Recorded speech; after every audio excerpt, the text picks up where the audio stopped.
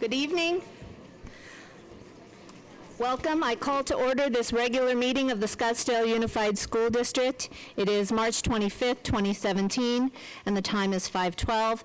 Please stand for the Pledge of Allegiance. Board Member Hartman, will you lead us? To the flag of the United States of America and to the republic for which it stands, one nation, under God, indivisible, with liberty and justice for all. Right. Thank you. We will have a roll call starting from my far right. Sandy Kravitz. Allison Beckham. Kim Hartman. Pam Kirby. Barbara Perleberg. All board members are present, and we do have a quorum. On behalf of the governing board, I would like to extend our condolences to Dr. Birdwell upon the very recent passing of her mother. Our thoughts are with her tonight, and we also thank Dr. Steve Nance, Assistant Superintendent of Educational Services, for stepping in and filling her place this evening. We will move directly to item 3, approval of agenda. There has been an amendment posted. Are there any requests for additional changes to the agenda?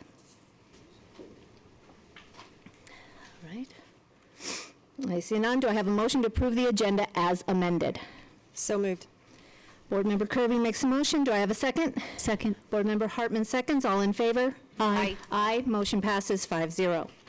Moving next to item 4, the board president will now call upon Dr. Nance to present recognitions and celebrations. Thank you. Thank you, President Perleberg. I'd like to ask Dr. Cecilia Johnson to come on up to the podium.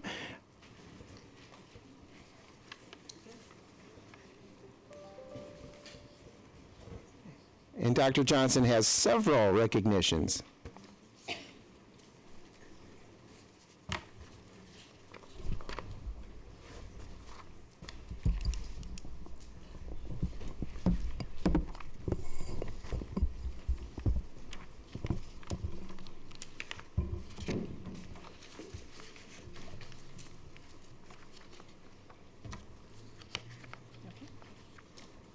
Where's our certificate? Is it right here?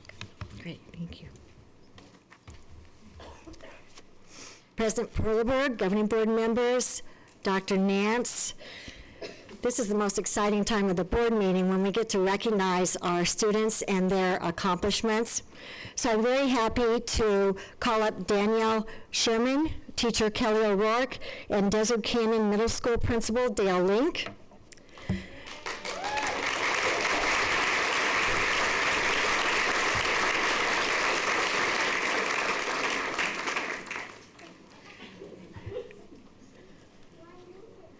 Since 1923, the Alliance for Young Writers and Artists has recognized creative teenagers from across the country. Desert Canyon 8th grade student Danielle Sherman has been awarded a National Silver Medal in the 2017 Scholastic Art and Writing Awards for her critical essay comparing the societies of Fahrenheit 451 and modern America. Danielle's essay was selected from among more than 330,000 works of art and writing, with less than 1% recognized at the national level. Please give her a warm applause.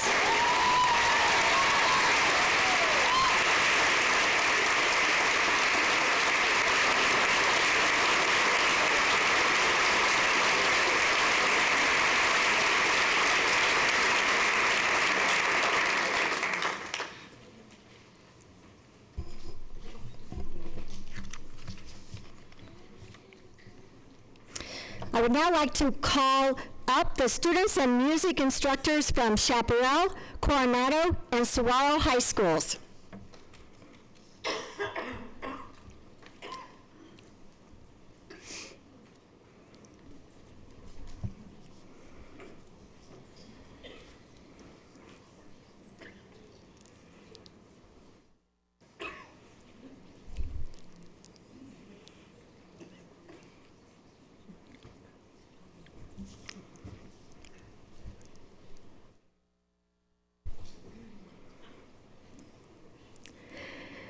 These all-state music students from 3 of our high schools' fine arts program first auditioned in January to be selected to participate in a regional level of competition.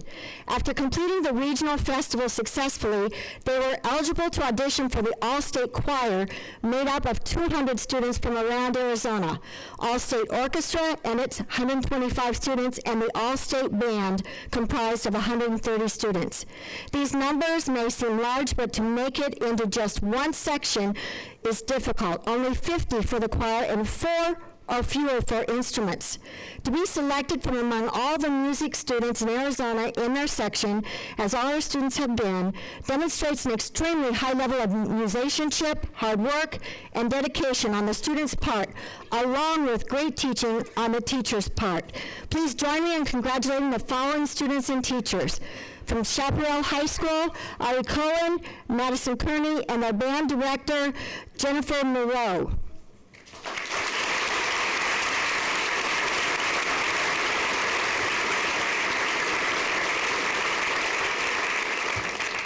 From Coronado High School, Mai Sato and band director, Dr. Schultz Bennett.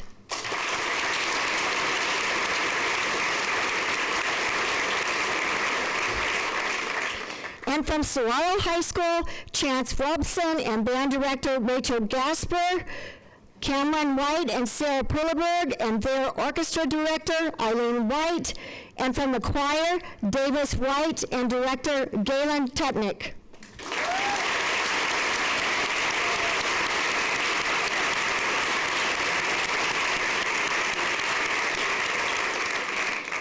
I also want to announce Mr. Michael Miller, who represents the district as the Fine Arts Specialist. We appreciate your work in this effort. Congratulations to students and instructors for your wonderful musical achievements in the school year. At this point, I'd like to ask Cameron White to stay behind and Principal Ann Otzinger to come join us at the podium.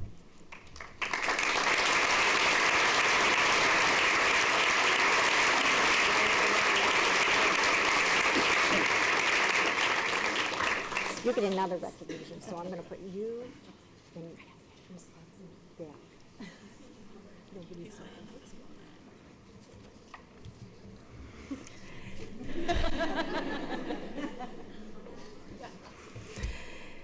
In addition to Cameron's accolades, as you just saw he received, he is receiving another one tonight, so we would recognize him doubly.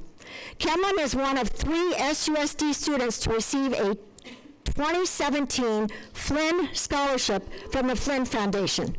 The Flynn Scholarship Program provides an unparalleled package for undergraduate study at an Arizona public university for 20 of Arizona's highest achieving high school seniors each year. The merit-based scholarship program, now 31 classes strong, covers the cost of tuition, fees, room and board, and at least 2 study abroad experiences. The overall financial package is valued at more than $115,000.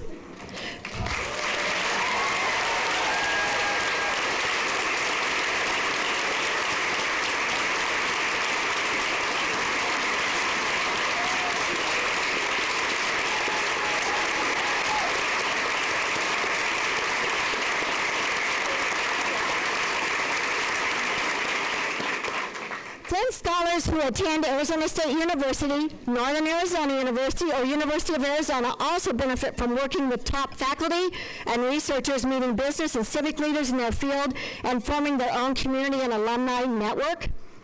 Cameron, I'm going to ask you a question. Tell us where you are going to school next year, and if you know what you want to study. I'd like to study mathematics at Arizona State University.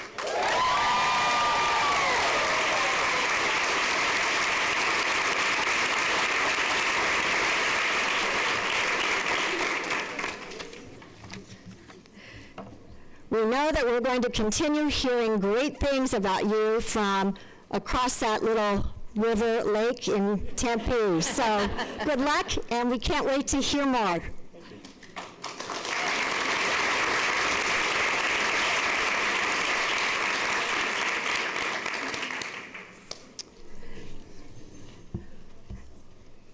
I would now like the teams and coaches from Desert Mountain, Palm, and Cheer teams, Coach Bree Dragonetti and Eric Contreras, to come forward.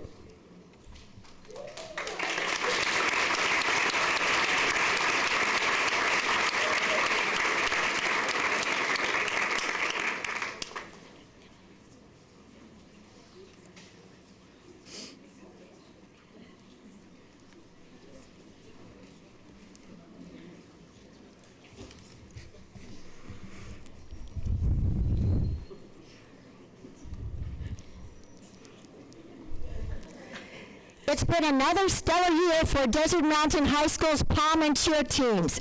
Among the many accomplishments achieved this year, Palm and Cheer were awarded the AIA overall state title for Division I Spirit Lines. They were the only team in that division to qualify for all 3 state events: Cheer, 5-man, and Palm. Varsity Cheer, coached by Eric Contreras, placed first in show cheer at the USA Regional Qualifier, second at the AIA State Competition in show cheer, and third at the AIA State Competition in 5-man. Varsity Palm, coached by Bree Dragonetti, notched quite a few titles as well, among them first place in jazz, second in Palm at the USA Regional Qualifier, third in the nation at USA Nationals in Palm and jazz, and second at the AIA State Competition. What's more, the Varsity Palm team finished first in Palm and jazz at the Cheers for Charity competition, receiving the highest score of the entire competition. Not only do these young women get their heartbeats up during flips and handstands, they have hearts too. Congratulations, ladies.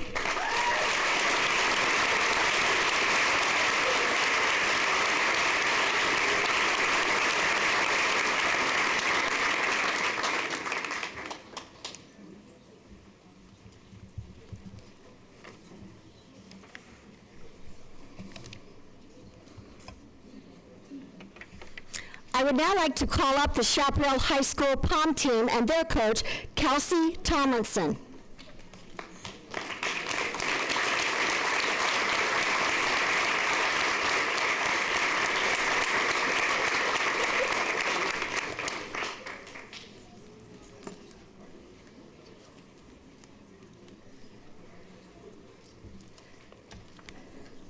Last but certainly not least, please welcome the Chaparral High School Palm team. Varsity Palm is being recognized this afternoon for its outstanding performance at the recent Universal Spirit Association National Championship in Anaheim, California. Competed in the large advanced palm and large advanced jazz competitions, having to perform each dance twice, once in a semifinals round and then again in the final round. The team ranked #1 in Palm and 6 in Jazz going into the finals and ended up winning the Palm division. Schools from the Western U.S. took part in the competition. This was the first time Chaparral Palm had attended this nationals competition. It is the second varsity title for the school and third national title, with JV winning the National Dance Team Championship last year. The team counts among its social media supporters the Mayor of Scottsdale, Jim Lane, and Arizona Governor Doug Ducey. Congratulations to all of you and Coach Kelsey Tomlinson.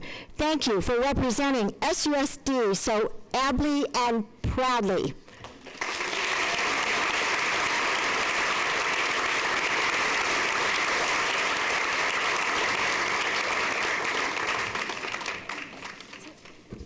Thank you, Dr. Johnson. And now if we could have Debbie Ibarra come on up. We have just a few more celebrations.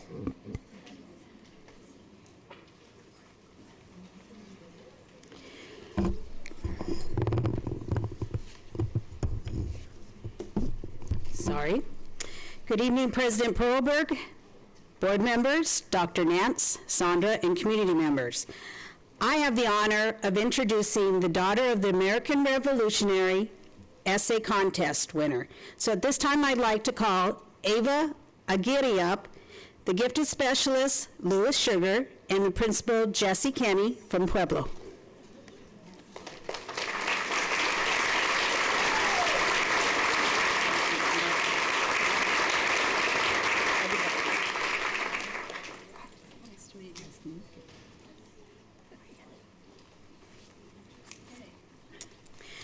The Daughters of the American Revolutionary American History Essay Contest was established to encourage young people to think creatively about our nation's great history and learn about history in a new light.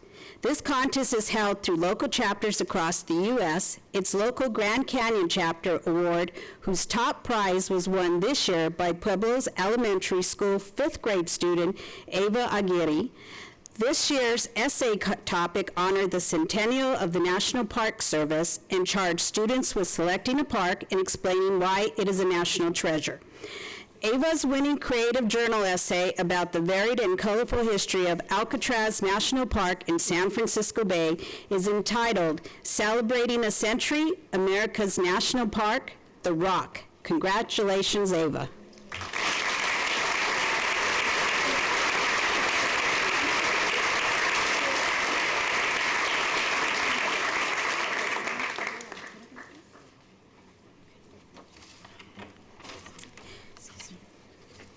Just want to make sure I got the name wrong.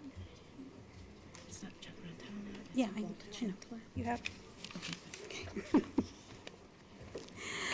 Tonight I have the opportunity and the honor of announcing the 2 A+ School of Excellence Awards for this school district. The Arizona Educational Foundation has once again bestowed its coveted A+ School of Excellence Award on 2 of our elementary schools, Tavon Elementary and Cherokee Elementary. These schools, you can clap.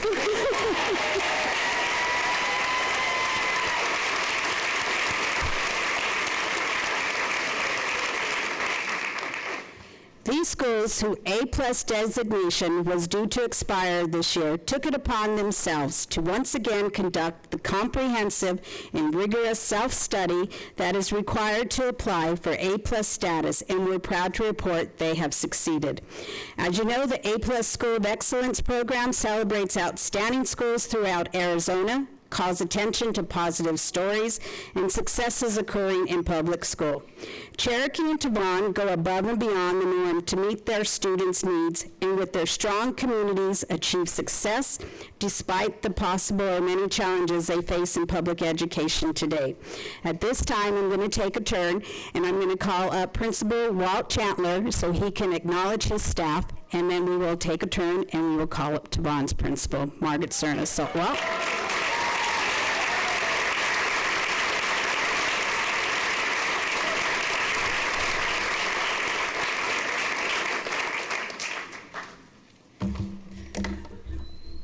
Madam President, members of the Governing Board, Dr. Nance and Sandra, thank you so much for this opportunity. You're looking at a very, very proud principal and a very proud father. My child is in 2nd grade at Cherokee, and I'll tell you what, it feels like I won the lottery. I have a wonderful staff, and I'd like to bring them up at this time. These good-looking people with the black shirts.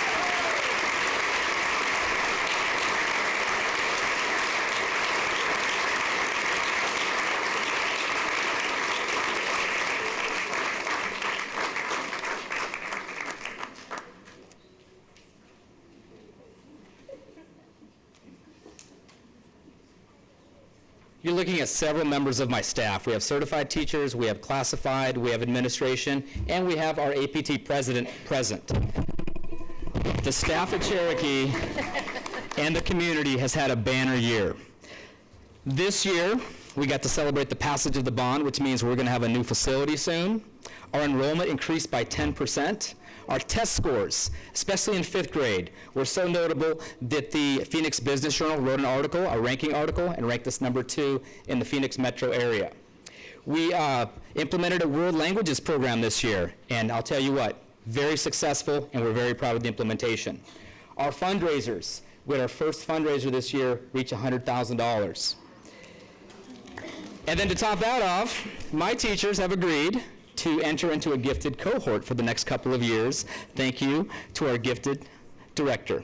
Thank you very much, Melan, for giving us the courage to do that and the vehicle to do that as well. Then the cherry on top of the sundae, A+. This is our second A+ since this team and I have been together. We received it in 2013, and again, we found out just a couple weeks ago. So I'd like to once again celebrate this wonderful staff, the wonderful Cherokee community, and thank you so much for this opportunity to do so.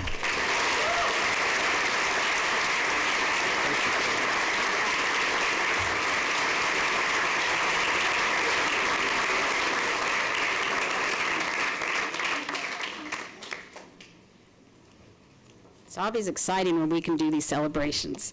At this time, I'd like to bring up the principal from Tavon, Ms. Margaret Cerna.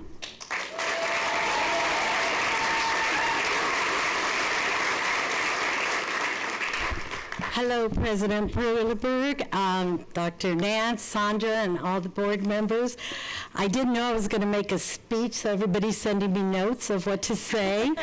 But I've been a principal here for 19 years, and I just want to say this is, again, as my protege, where is Mr. Walt, who was my assistant principal. I like to see us keep it in the family.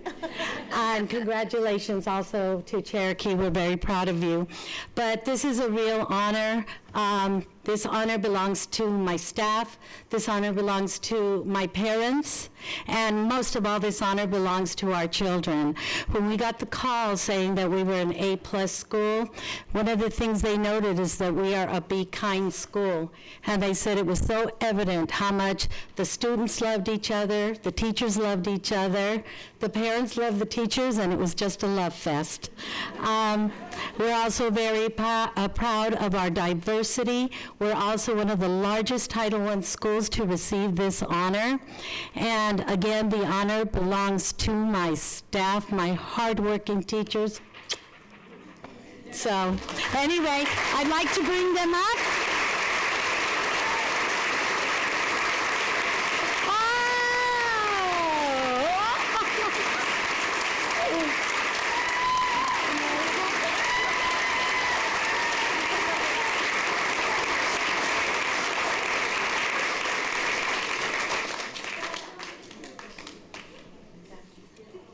Madam President, members of the governing board, I just have to say this.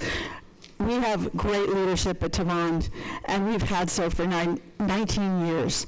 When I was a parent at Tavon, we had 5 different principals in 5 years, and I am so lucky to have Margaret Cerna as our principal, and as well as I know the community does honor her too. Everybody, thank you.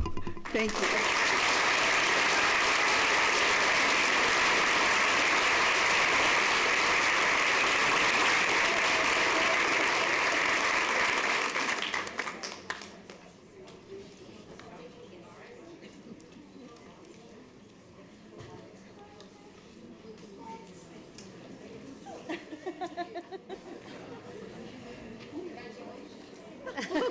Congratulations. Yeah, wait, I went to Tavon Elementary. Don't I get a sign too? My goodness, thank you. It still rocks.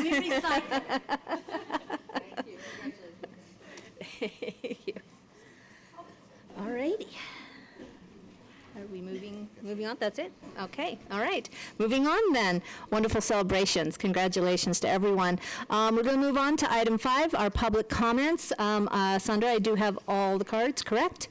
Thank you. In conformance with open meeting laws, the governing board may not discuss or take action tonight on any matters raised during public comment that are not on the agenda. However, the governing board may respond to direct criticism, ask staff to review the matter, or ask the governing, or ask that it be placed on a future agenda.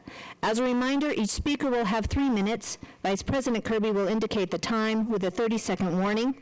In the interest of time, we ask that those present refrain from applause or reactions between speakers so that we may hear and respect all speakers this evening.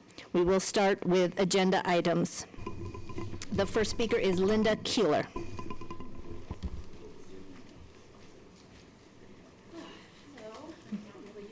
But my question for the board and for the superintendent You want to is... speak in the mic, ma'am? Thank you. Okay, is that better? Yes. Okay. Under the jobs that are being eliminated, the positions, I worked at Scottsdale School District for 18 years, Mojave and Hopi, and all 4 of those names, I can't imagine the district or the teachers or the staff members doing without. Every question, every time I had a question, these are the people I would go to, and they were immediately responsive. I just would like to know how you plan on duplicating their positions when you eliminate their jobs. Thank you. Diane Ellett is next.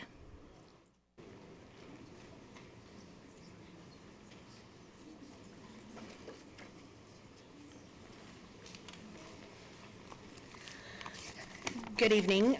My name is Diane Ellett, and I am the Certified Staffing Coordinator and have been with the district for over 12 years. I started as a paraeducator at Cherokee Elementary, and within 6 months, I was offered an office position and moved my way up from there.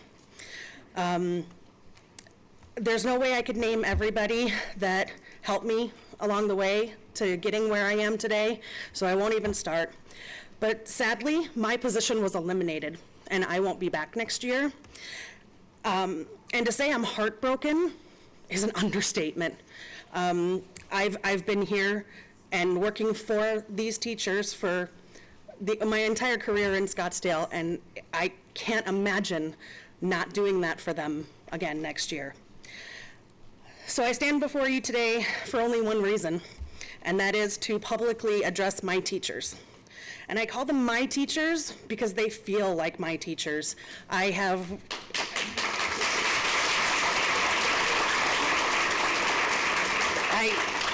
a very special connection with almost every teacher. They know that they can call me for anything. They can confide in me, which many have done.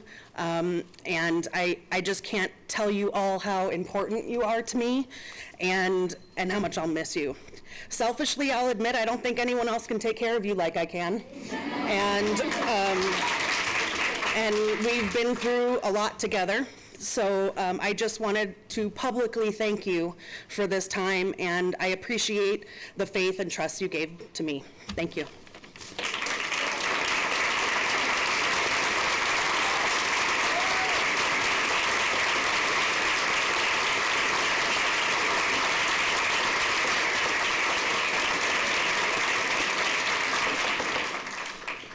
Thank you. Next speaker, Ann Hansen, followed by Linda Schlenker.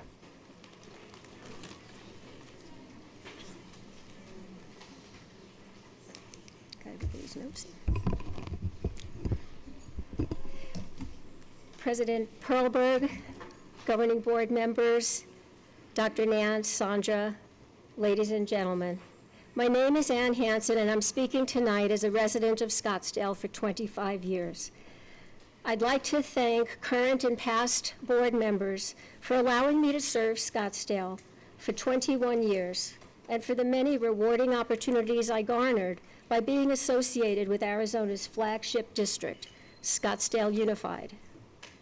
As a national board teacher, I taught at Ingleside, as far north as Copper Ridge, as far south as the former Sierra Vista Alternative School and Supine Middle School. In doing so, I experienced firsthand the rich diversity within our district and used those opportunities to hone a teaching and writing craft focused on the importance of attending to the diverse emotional and educational needs of every single child and their success. As career ladder peer evaluator and as SEA president, I was privileged to observe and evaluate great teachers and great teaching throughout the district, and to collaborate with school leaders and represent passionate, hardworking teachers dedicated to students and to teaching. These last 5 years have provided me a complete understanding of what makes Scottsdale Unified so special and successful, and I would like to thank you for giving me the opportunity to serve as Employee Relations Administrator to the more than 1,000 classified employees with whom our district's successful momentum would surely have stalled. I am blessed to have worked in Scottsdale for 21 of my 30 years as an educator, and for this I thank you.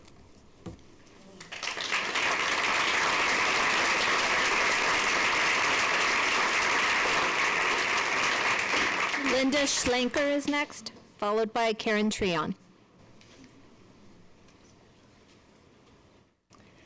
Hi, I'm an Arcadia parent. We currently have a freshman and a junior at Arcadia. As a parent, it is disheartening to experience how little it seems the board and the district have appeared to respect the parental input. We were asked to attend meetings to give input on what we would value in choosing a new principal, and many families took the time to attend those meetings and to fill out the surveys. It doesn't seem that the input was heard and was largely inconsidered in the decision process. It would be my hope that in going forward, there would be a more collaborative effort, as we are so fortunate to have such tremendous family support at Arcadia. Thank you.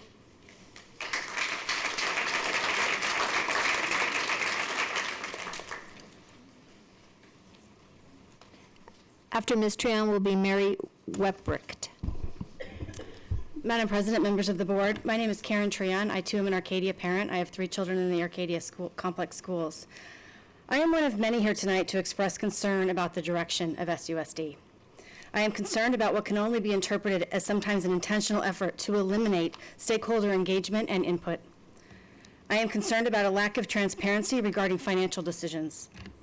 I am concerned about the seemingly calculated effort to undermine employee morale. I am concerned about the lack of a plan to spend $229 million bond dollars in a responsible manner that respects the voters and Scottsdale residents who approved these bonds, not to mention the teachers and students who will utilize these new facilities. I am concerned about the ferocious pace of change which cannot be managed, which has led to disruption and upheaval rather than improvement. I am concerned about the nearly complete turnover of the administrators in our district and worried that the loss of experience and expertise will take years to rebuild. I am disappointed that the district seems to want to disregard the public rather than serve the public. I believe there is time to correct this course, but the board must take action now to regain stakeholder confidence, to give the feeling of stability that our families need, to show our teachers how valued they are, to show that the expenditure of $229 million on our bond projects is being made responsibly, collaboratively, and with transparency. We are here, ready to engage positively and productively. Please join us.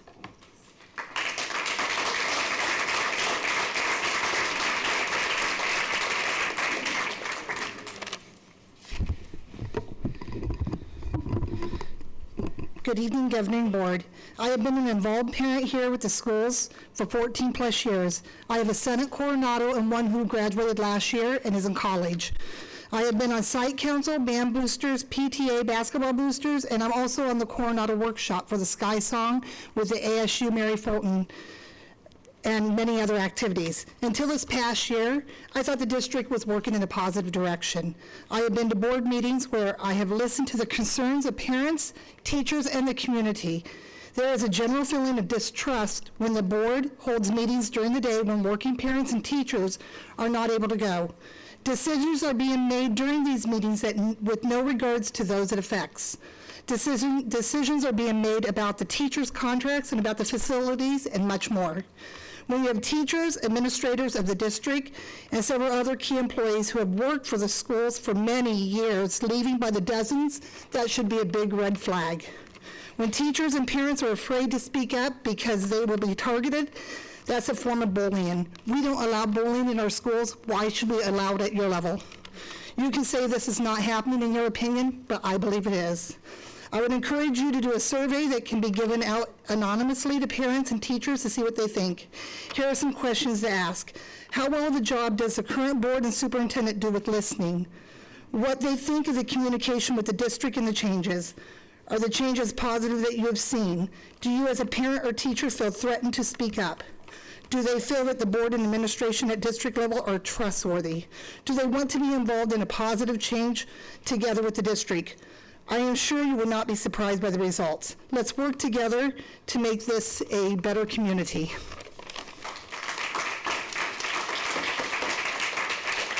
Next up, Julie Shanowski. Julie Shanowski, followed by Pert Beck.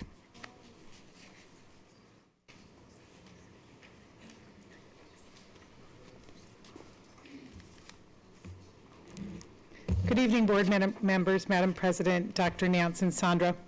Behind great student programs are dedicated teacher leaders. I've recently had the privilege to learn a bit about some of our great opportunities afforded to all of our students because of our teachers. A few to share are Minitown, Unitown. This provides an intense look at diversity, tolerance, honesty, acceptance, inclusion, and leadership. Behind these intuitive programs are leaders, Osmussen, Callan, O'Boyle, Grigg, Sassali, and many other dedicated leaders dedicated to meaningful student growth. Desert Mountain recently performed the musical Legally Blonde. The show was amazing, but what resonates most with me is that the dedication of the staff led by Muma, Irvin, Shea, and Reinhardt, and over 140 students collaboratively working on this production for several months. In robotics, the forever impact of over 300 participants, enhanced by the extended dedication of many teachers and parent volunteers, is truly immeasurable. This list goes on and on. My point is, in Scottsdale, we are not just about perfect ACT, SAT scores, national merit recipients, or championship athletic teams. Yet those are easy tokens to use as measurements. We're about supporting the whole child towards obtaining challenging goals from the IEP through IB, and encouraging each and every student to believe in their value of their own education, to take academic risks, and become engaged in that better person for tomorrow, for themselves, and for all of us. We are multifaceted, we are successful, and we provide opportunity for all. That is not complacency in my mind. It is unfortunate that with all these great examples of success around us, we still can't seem to find common ground to accept, appreciate, and support the roots of our system. That we have been forced to pit one group against another in order to get ahead. That we create and maintain sides. I do believe we can and must do better than that. If we do not, we will only change the players, not the outcomes. In our Scottsdale Education Association, we are committed teachers who choose to engage because we care. We are all about supporting teachers through collegial actions, providing the voice and decision-making, and the instructional support when it is felt to be absent, while all along we focus on our students.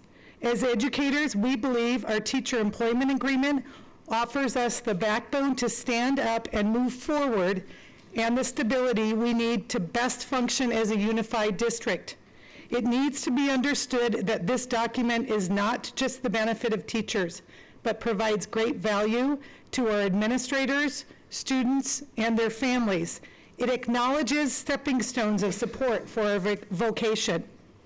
With Teacher Appreciation Week coming up, it is very easy to say, we appreciate you, but sincere appreciation is a long-term commitment to show support through ongoing actions of trust, respect, transparency, and collaboration. Thank you. Perk Beck, followed by Ellen Young.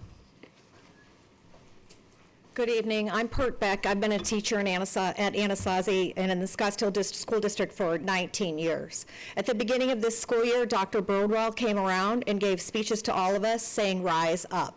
We as teachers are feeling trampled down right now. There are decisions being made about us without us. We are asking for respect. A decision was made for 3 additional professional work days for us with no consideration for the fact that we have personal lives. We had this decision made very late in the school year. People have already had personal vacations and commitments made. We're told, wait, the solution is use your sick days. That is not a solution that is taking us into consideration as individual people. There was a comment made that you didn't want a parade of parents at this board meeting, but you don't care about your teachers who go in every day and show respect And we know growth mindset talks about the importance of making people feel valued. We do not feel valued right now by the decisions that are being made that are impacting teachers in our district. There's changes that are occurring. Changes occurred to the transfer timeline, not providing the protections that have always been provided for Scottsdale's own. That makes people feel very disrespected and not valued as professionals. We would never treat our students that way, and we do not want to be treated that way as teachers. Thank you.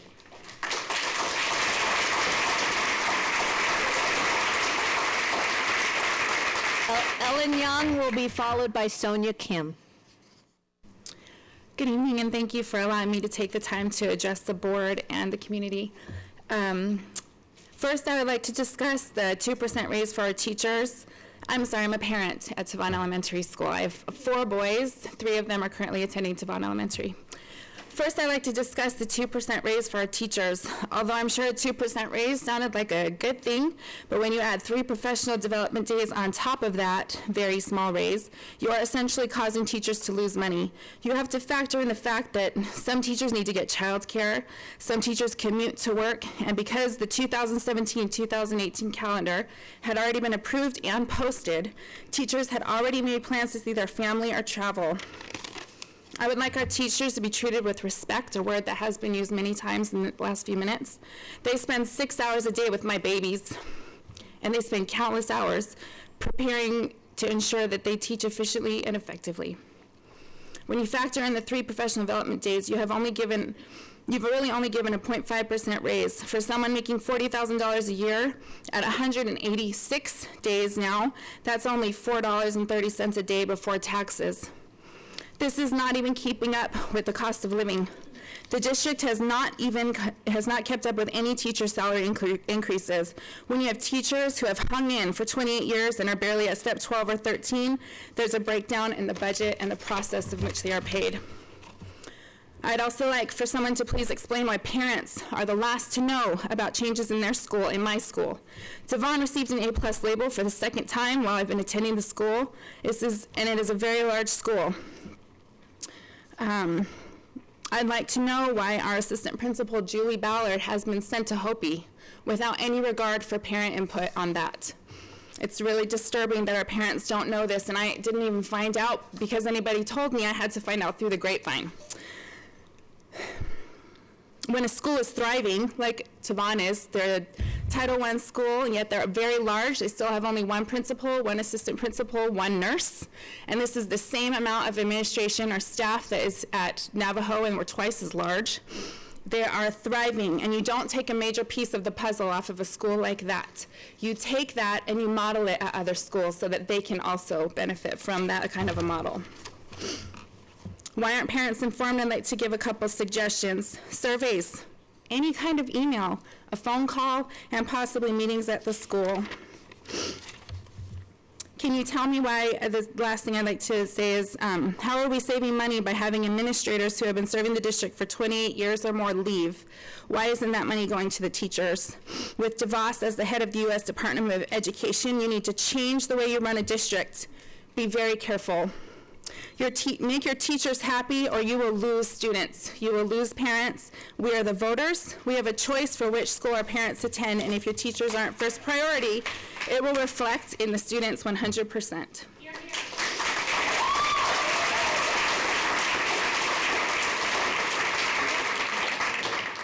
Thank you. Sonia Kim, I do ask again that we refrain from applause so we can get through all our speakers this evening in a timely manner. After Sonia Kim is Katie Asali. Good evening. As an educator and parent in the district for over 20 years, I support change and improvement. I love this district. This is the only district I've ever worked in.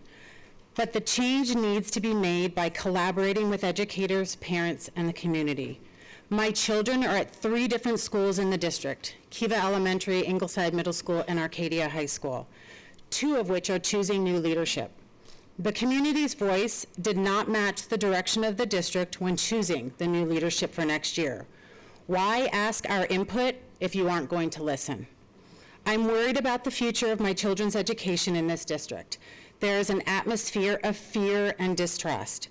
We don't want to just be informed of the change, we want to be part of the change. Please listen to what we have to say. Thank you. Katie Asali, followed by Christine Marsh. Good evening, Madam President, members of the board, Dr. Nance and Sandra. I'm speaking tonight because I don't know what else to do. In my 10 years in the district, I have never felt so helpless, as if my voice does not matter, and as if there is no end in sight. I am concerned and upset that the board and Dr. Birdwell found it a terrible idea to start school earlier in the year because parents had already made plans and paid for vacations, which is a very valid concern. However, when it came to adding days for teachers, nobody seemed to care. We might have plans too. Does anybody care? We also have to shell out basically all the money we got for our 2% increase for childcare since 3 extra days were added. I have tried to give suggestions on how to fix this problem.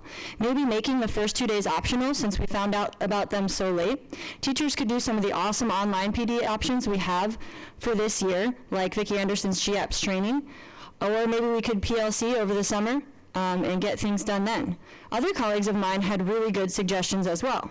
We wrote them in our surveys. I guess nobody read them or just didn't care. I also emailed suggestions to a couple board members but didn't get a response.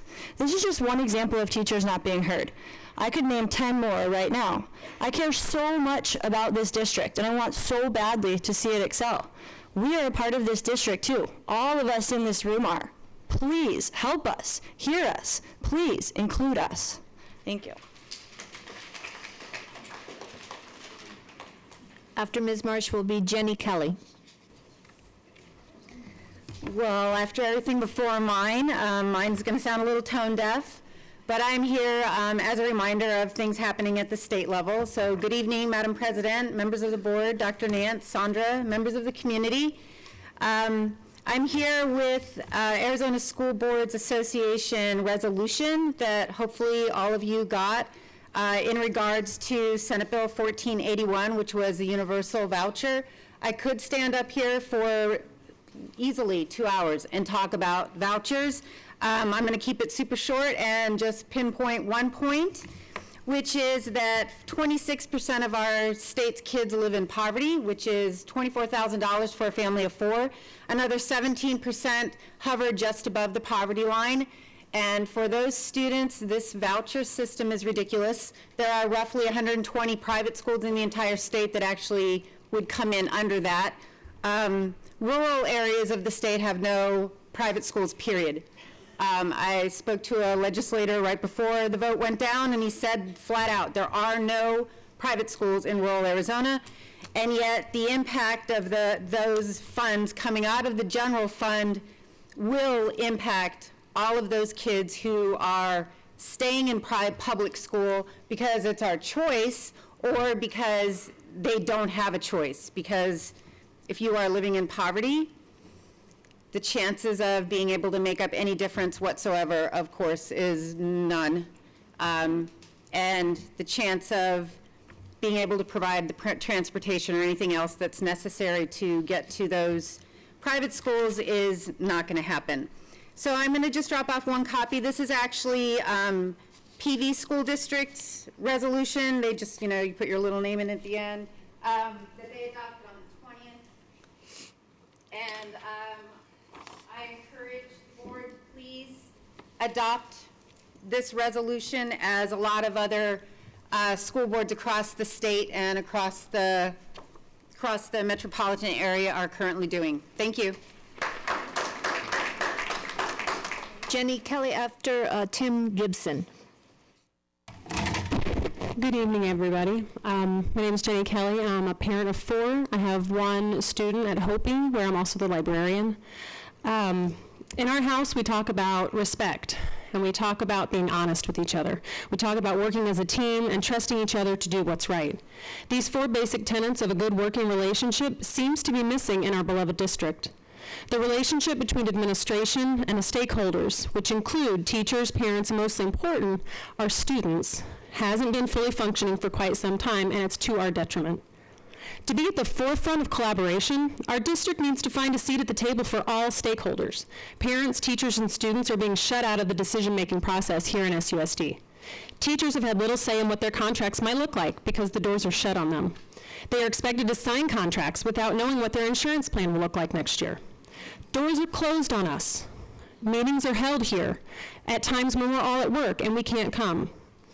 Our valuable insight into what goes on in our district and in our classrooms and with our children can only strengthen the district. We trust our teachers to make sound educational decisions for our children. We trust them because this is what they trained for.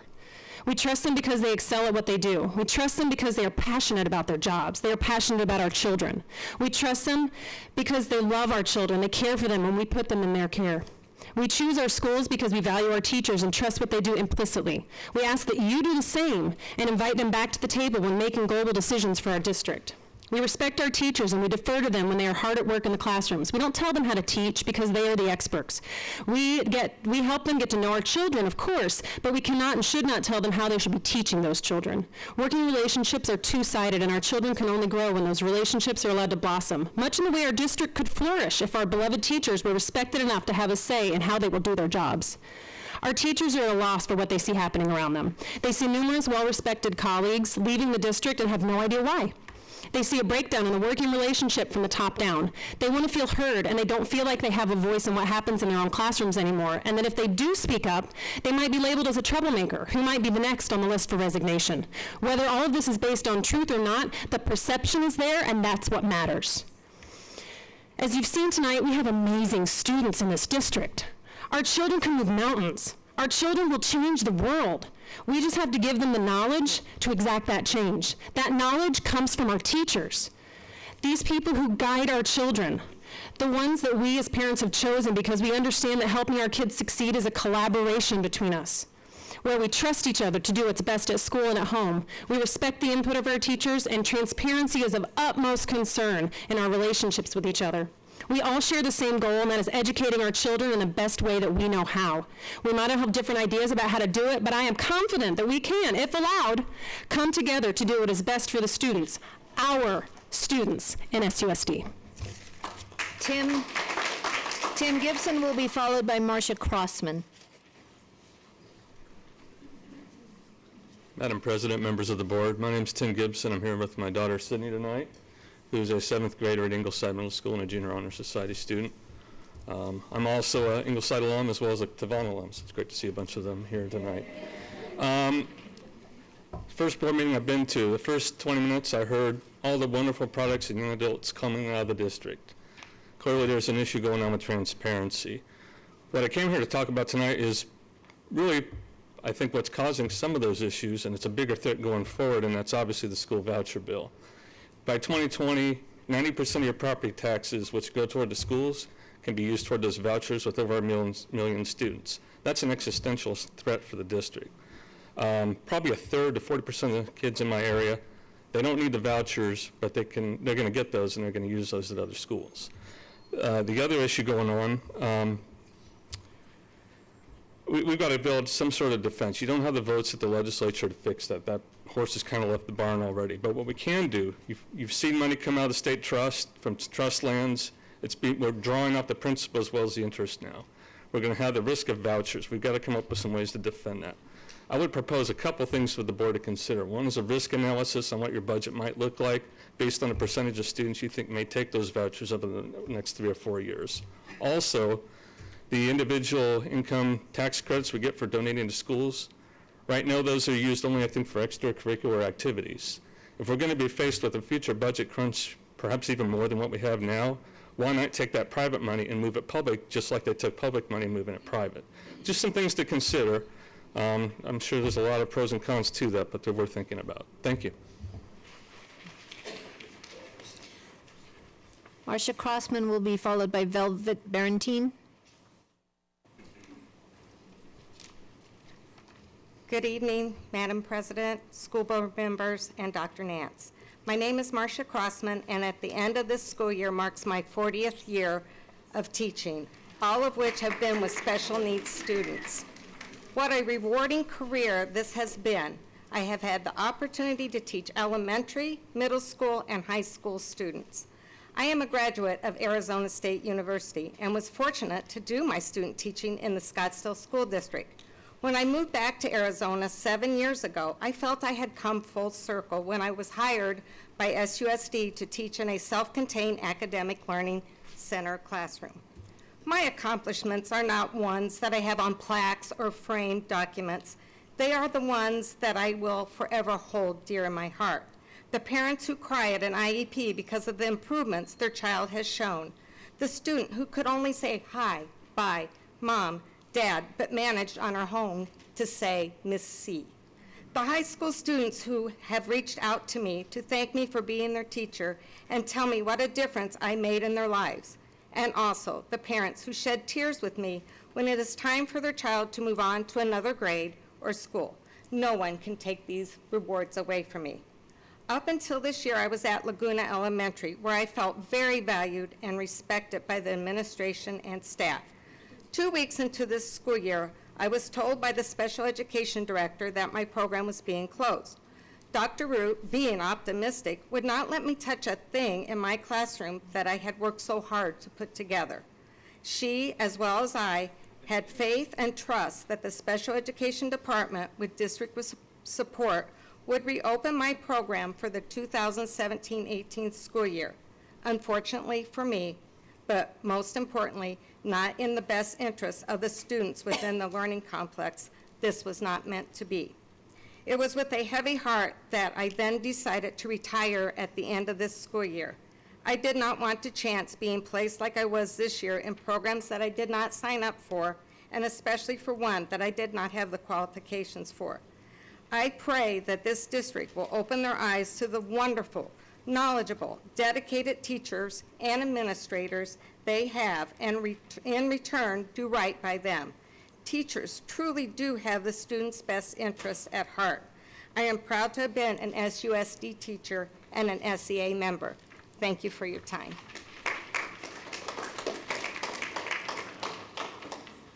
Ms. Barrington will be followed by Rose Smith.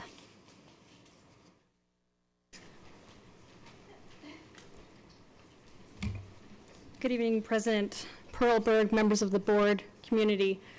I have an interesting story, and it mirrors a lot of what you've heard, and this isn't a love fest, and it's not going to get any better now. So I went to school here in Arizona, and I graduated Shadow Mountain High School, and I considered myself very lucky. I got a good public education. I brought my daughter in kindergarten to Devon Elementary School, and I found out what a good public education was. So I had the pleasure of being at Devon K through 5, that's 6 years. Then we left Scottsdale Unified School District. We took our money elsewhere. We took it to a private charter school for the next 3 years, and we'll do it again. She's at Arcadia now. She's a straight A student. She's a scholarship award winner, a musician, an artist, and a scientist. And she will leave, and so will many others. What I'm hearing from teachers is fear. There are 24 people in this room that I know by name who won't come up here because they're afraid of you. What kind of culture is that? I'm not interested in giving my tax money and my tax credits and my time and my PTO hours and my booster hours if this is what you're going to create. I'm very, very concerned about this, and you should be too. You all sit in elected positions, and plenty of people have spoken tonight, and they're right. We're in a major crisis. Money will come out of this district like so many others. If you can't be transparent, then why should we stay? I understand the teachers have a different vested interest, but I can walk at any time. And when people like me walk, this district turns into a much different district, one like I went to. So tonight, I'd like to ask you to take a look, a really good look at your strategic goals and your values that you post on your website. Because I looked at them really, really good for the first time, and they're not mirrored in what you're doing. And I want to go ahead and echo what several people have said here tonight. Get out there and give out surveys. Ask the public what they want. You didn't listen to us at Arcadia about new leadership. You're not listening now. If you continue this path, all of us will leave. We have other options. And pretty soon we'll have a lot of other options. Transparency and respect are paramount. If you cannot collaborate with your own teachers, I don't see any reason you should be here, and I'll do everything I can to get rid of you. Good night.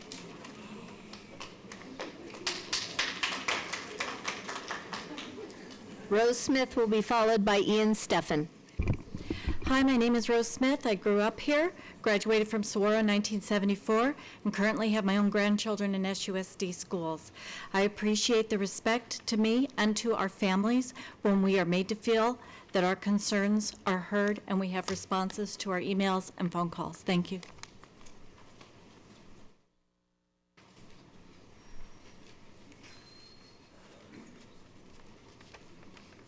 Dear board members and Ms. Como, I'm a teacher and a parent in Scottsdale. Jeff Bezos, founder of Amazon, has this wonderful saying, slow is smooth and smooth is fast. A lot this year has felt very rushed. The PD thrown onto an existing calendar, the changing of department chairs to teacher leaders, the Cornell Success Initiative, and none of these things will be implemented with more than a few months' worth of implementation time at most. Good strategy and good implementation, they take inclusion, they take deliberation, they take time. We all of us want great things for our district and great things for our students. And in the words of Don Yeager, a sports journalist who none of us know by sight, you can't rush greatness. So it's easier to trust that we're doing the right thing when we take the time to do it right. Please help us to take the time to do this right. Courtney Stuccato.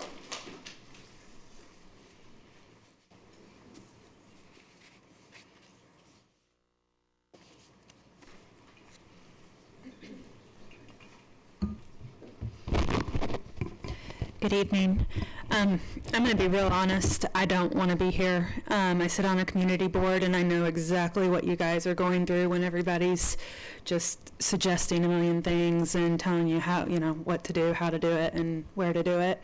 I'm not going to keep saying everything that everybody else has said. I'm here because I'm a parent and I'm a neighbor, and I'm tired of being seeked out within the community. By teachers that are scared, by parents that are scared, and that people want action to be taken. Tonight is just a start of what you're going to see with the Scottsdale Unified School District. We are banding together, we are unified, and we are going to go home now and take care of our families so you guys can figure it out, okay? And if you need volunteers, okay, let us know, because we're willing to work with you. We want to work with you, but you have to listen, and you have to let us help you. Good night.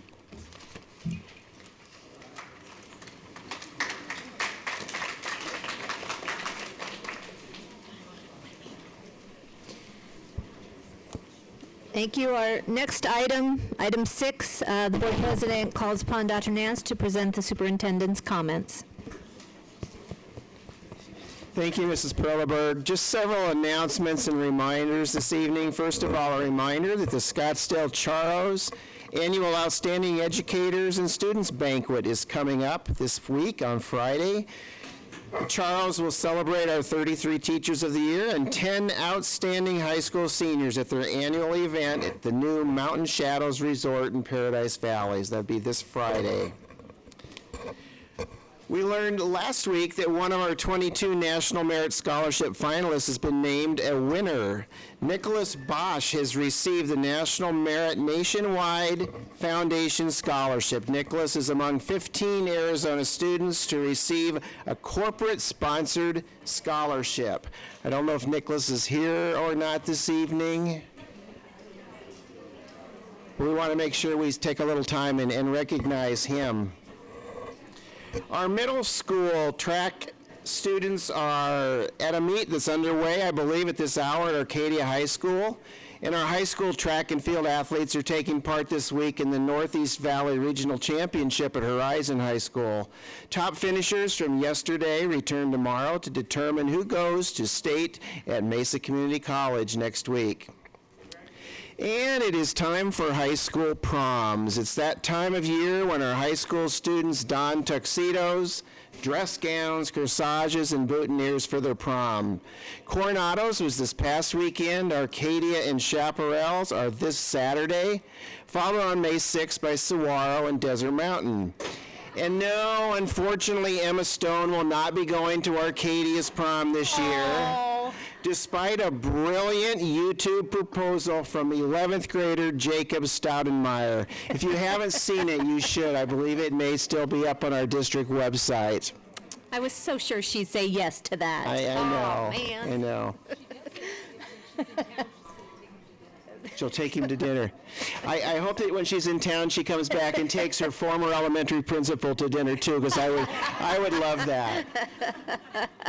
And then finally this evening, I'd like to introduce several of the new leaders that will be approved on the consent agenda tonight. And I don't know that they're all here. I know a couple of these folks are out of town, will be joining us this summer. First of all, Mary Klein is our new Executive Director of Special Education. Mary, are you here? Yes, she is. Welcome, Mary. She's coming to us from Lakeside, Arizona, where she has been the special ed director. She's also been a principal and a special ed teacher in the state for some time.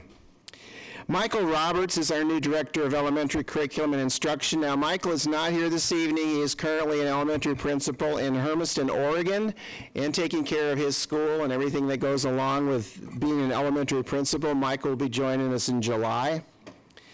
Also, I don't believe this evening we have Dr. Lisa Hirsch, who is the new principal of Desert Mountain High School. Lisa has been a principal and a director of curriculum in the Sedona area for the past several years. I do see Alexis Freeman. Alexis, if you would stand up. Alexis is our new principal at Pima. I'd like to welcome you to the district. Alexis is currently a principal in the Isaac district in Phoenix. Our new principal at Arcadia High School, Todd Stevens. Todd, if I could have you stand up and be recognized. Todd is joining us from not too far away. He's currently a principal in the Madison School District in Phoenix. And Dr. Amy Fuller. I don't know, Amy, are you here this evening?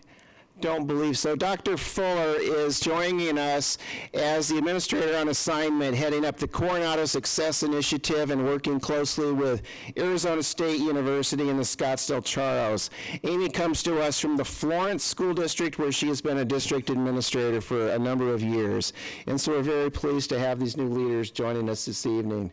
And that concludes my comments. Thank you. Thank you, Dr. Nance.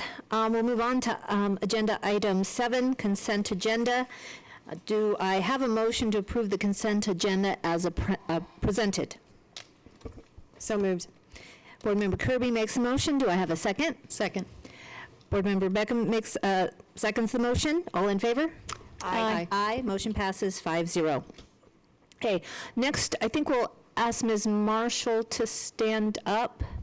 If she's somewhere here. Thank you. Thank you. It's my understanding that we have an attorney here present, kind of Yes. on the clock. Yes, we have outside counsel here for outside the counsel. possible legal executive session if you vote to convene an executive session for legal advice. Okay, so thank you. I would go ahead and make a motion that we convene an executive session for discussions or consultations for legal advice with the attorney of the governing board regarding action item 9A, approval of award of request for qualifications, RFQ number 17081 for the rebuild of Hopi Elementary School, and action items 9B, approval of award of request for qualifications, RFQ number 17084, track and field improvements at Chaparral, Coronado, and Saguaro High Schools pursuant to section ARS, section 38-431.03A3. Do I have a second? Second. Thank you, Board Member Kravitz. All in favor? Aye. Aye. Aye. Motion passes 5-0. Thank you. We will convene an executive session now.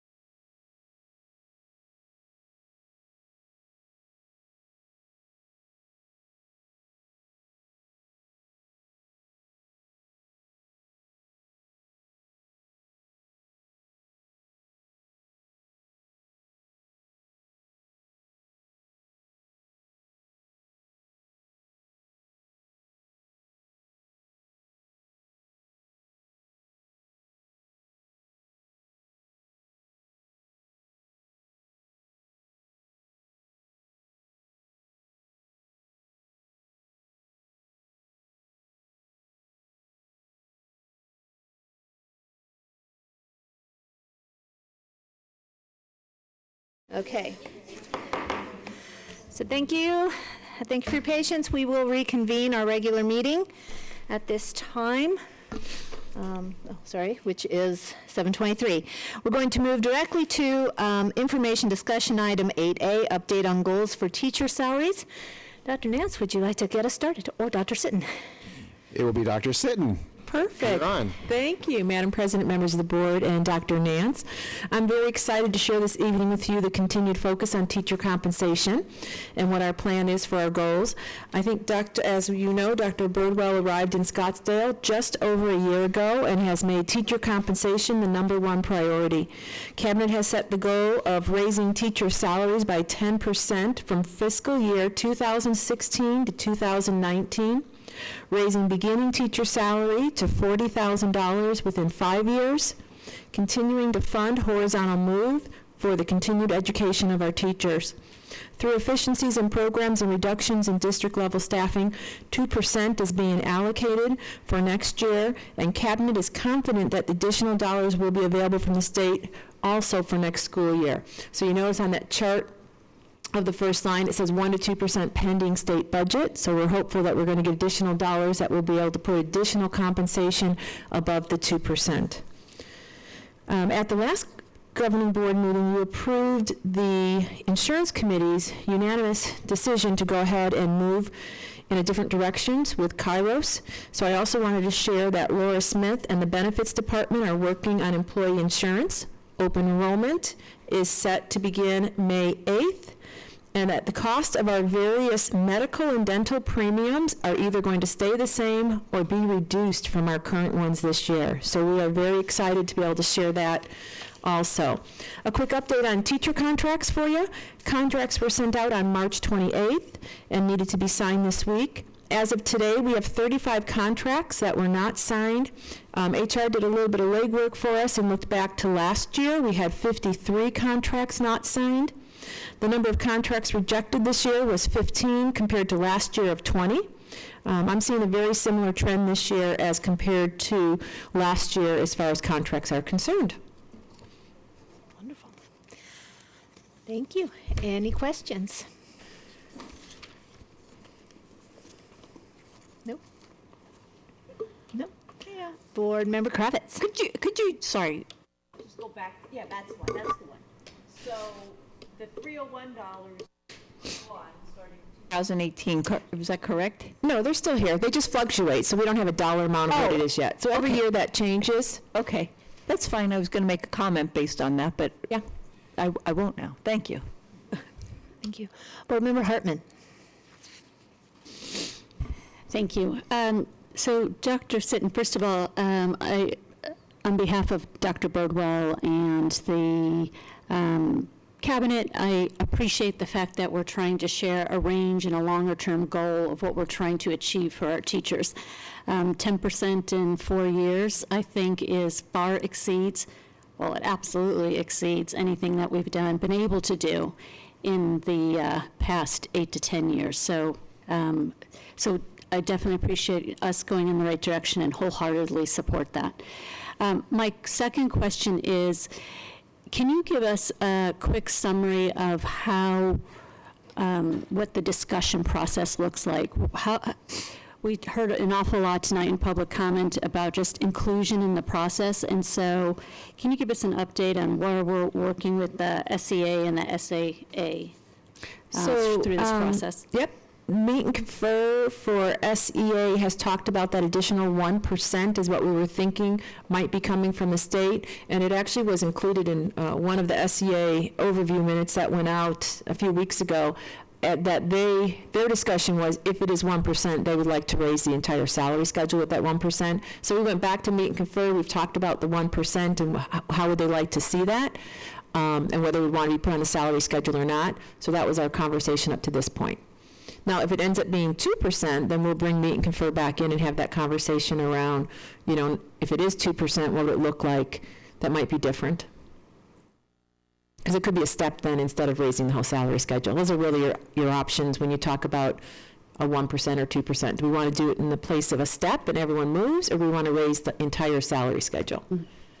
So I appreciate that. So my larger question is, I realize there's been some incremental conversations around the 1%. What I'm looking for is, what does the go-forward process look like in actually having a dialogue around this? I mean, I can't imagine having a conversation on a 10% increase over 4 years is a negative conversation. But it does seem as though that there is a conversation that needs to be had. Yeah, Dr. Birdwell did put out a letter to all teachers last Friday with this chart and what it looked like, and breaking down also a little bit of information about laptops are coming August 2nd, I believe, that they'll have brand new laptops, and was sharing some of that good news with teachers on Friday. One follow-up question. So I do appreciate the incremental communication. However, what I keep hearing is that we're being told as opposed to participate in the conversation. So it's the ability to be part of the conversation. It's not to say that it changes, but there is a dialogue. So do you see the difference between being told or announced versus having a dialogue? I'm just wondering where we are in that dialogue process. Every dialogue, it depends on what the topic is. So I know Dr. Birdwell had 2 teachers in from every school with their principal and had a dialogue around teacher leadership and got feedback of what does it look like moving forward, what would you expect, what support would you expect. So I think dialogues are happening, but they're topic specific and what that looks like. So Meet and Confer has the dialogue about if we get 1%, what might we do with those dollars? So that's their conversation. I know Dr. Birdwell has had other conversations around if we don't have the department chairs and it's teacher leadership, what does that look like? I mean, that was probably 90 people in that room having that dialogue around that topic. So every topic's a little different to what that dialogue might look like. Don't know if I'm answering your question. Okay. Board Member Kirby. Okay, thank you. I would just like for you, please, to reiterate again, because I know Ms. Smith hit on it last time we met on the insurance premiums. And you said it again tonight, but I would like for you to say it again.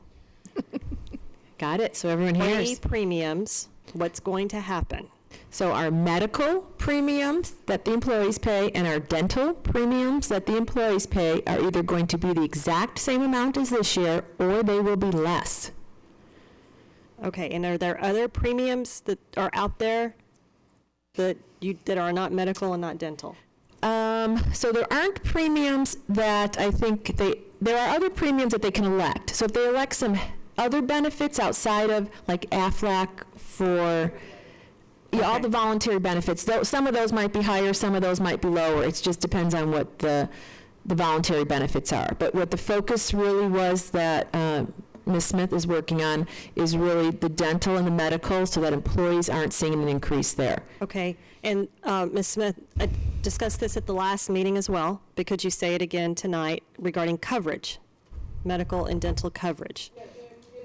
Can you come? Yes, we compared the policies and the plans are the same. It's enhanced coverage because it's Blue Cross. It's enhanced coverage? Yes. Okay. Okay. Okay, thank you. Yes. And, well, hold on, though, because I'm going to add to that. We had discussion previously about the cost to our district's budget regarding this change. Do you want to state again the effect on our budget that this change is expected to have? For the overall cost, it's going to be lower and the coverage is better.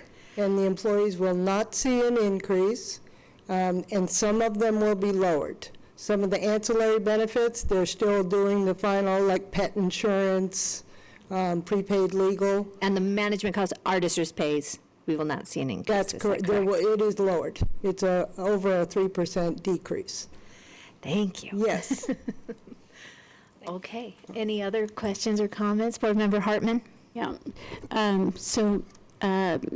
Ms. Smith, also, I had a conversation with the insurance folks that were here at the work study, and so my takeaway, which I think is also, just want to clarify this if you understood this as well, that 3% reduction in fees is excellent, and that's approximately $60,000 or so. That's an estimate, but the big savings on this is actually the fact that our new insurance carrier has gone from Valley to Blue Cross Blue Shield, which is a much larger footprint, and their claims, their ability to negotiate claims is much better, and that's in the neighborhood of $500,000 potentially. That's what the actuary told me at the last meeting. Now, it's subject to claims go up and down, and they're hard to predict. But based on our experience rate, and assuming that our experience isn't changing, i.e. our number of people, our age, the types of claims, that's what we can expect to actually see an additional savings. Is that your understanding as well? I would agree with that as well. And I think that there's quite a few pickups that we're getting. We've been meeting this week to get into the nitty-gritty details. And I think that you're going to hear some very positive feedback from our employees. And like I said, we had been faced with an $800,000 increase. Now, that was negotiated down some, but the fact of the matter is our employees will not pay any more for premium insurance. Some will go down, and that they're going to have a better coverage, and they also cover some costs that the other carrier did not cover. Can I ask one more? So for future discussions, I, as one board member, always appreciate starting with the punchline, which is, we had an awfully long conversation that really is, that the summary conversation is, premiums are less, coverage is equal to or better than, $60,000 savings in fees, and nearly $500,000 savings in claims, potentially. Yes. That would have, I think, shortened the conversation, but it was still enjoyable. I learned a lot in the process, but. Well, I'm glad because I get excited about that kind of information too. But like I said, we wouldn't have moved forward if it wasn't a good decision for the employees and for the district. And I do foresee a lot of savings coming forth, and I like to plan for the worst and hope for the best, and I assure you we made a good decision. Thank you. I think it's called burying the lead, isn't it? That's your point. Understood. All right. So any other questions for Dr. Sinton? No? All right. So we're going to move on. Thank you very much. We're going to move on to information discussion item 8B, average daily membership and enrollment counts. And that would be Dr. McCauley and her team. My team of one. President Perleberg. I see backups in the audience, though, in case you need. Members of the board, Dr. Nance, Sandra, and those remaining with us tonight, good evening. I'm going to pull this. Is it here? No. Do we have? Oh. I thought it was pre-opened for me. Guess not. Student enrollments. Tonight I just want to preface this with this is only going to be our K-12 enrollment and average daily membership data until we get some issues cleaned up in historical years. I have to exclude the preschool because they're muddying the water a little bit. So I just wanted to preface this with this tonight. So I'm going to give you a second to look over this rather than reading you all the numbers. And then I have a line graph to show you that will summarize this for you for a trend. So as you can see, I went back to our 100-day enrollments back to fiscal year 2009. And as you were all aware, we have declined in enrollment. But I want to focus your attention on the relative size of the enrollment drops, and then to fiscal year 2015, we start seeing the enrollment drop is less steep. The steepest occurring around 2015, I'm sorry, 2011 through 2015, and here is the graph that represents and summarizes that.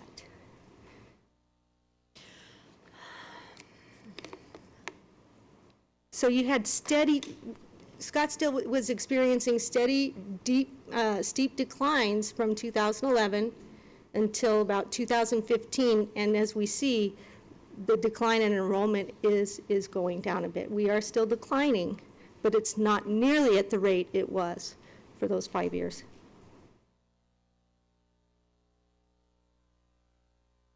average daily membership. So we recently discovered our method of reporting membership to the state was resulting in underreporting of our student memberships. To fix the issue, we reconfigured our methodology and resubmitted our membership data. As a result, we are going to recoup about 140 memberships. So under the old method, you can see what we were looking at under the new method, and the difference is 140.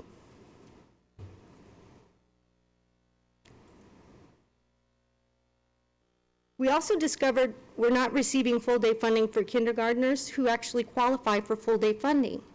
To fix this, we're going to reconfigure this method as well and resubmit all of our kindergarten memberships for these students so that we can capture that full 1.0 that we are entitled to for them. We can't do this, however, until the school year ends because of some coding issues and how the grade level code is. And we can't change that until we close out the school year because otherwise it'll affect report cards and other information within the student information system. So I'm going to have to come back in July with a new update of the membership. We expect it to go up even more.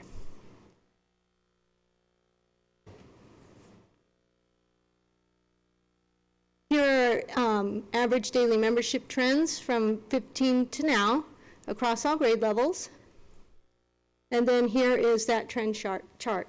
And you can see a similar trend because ADM and enrollment are related.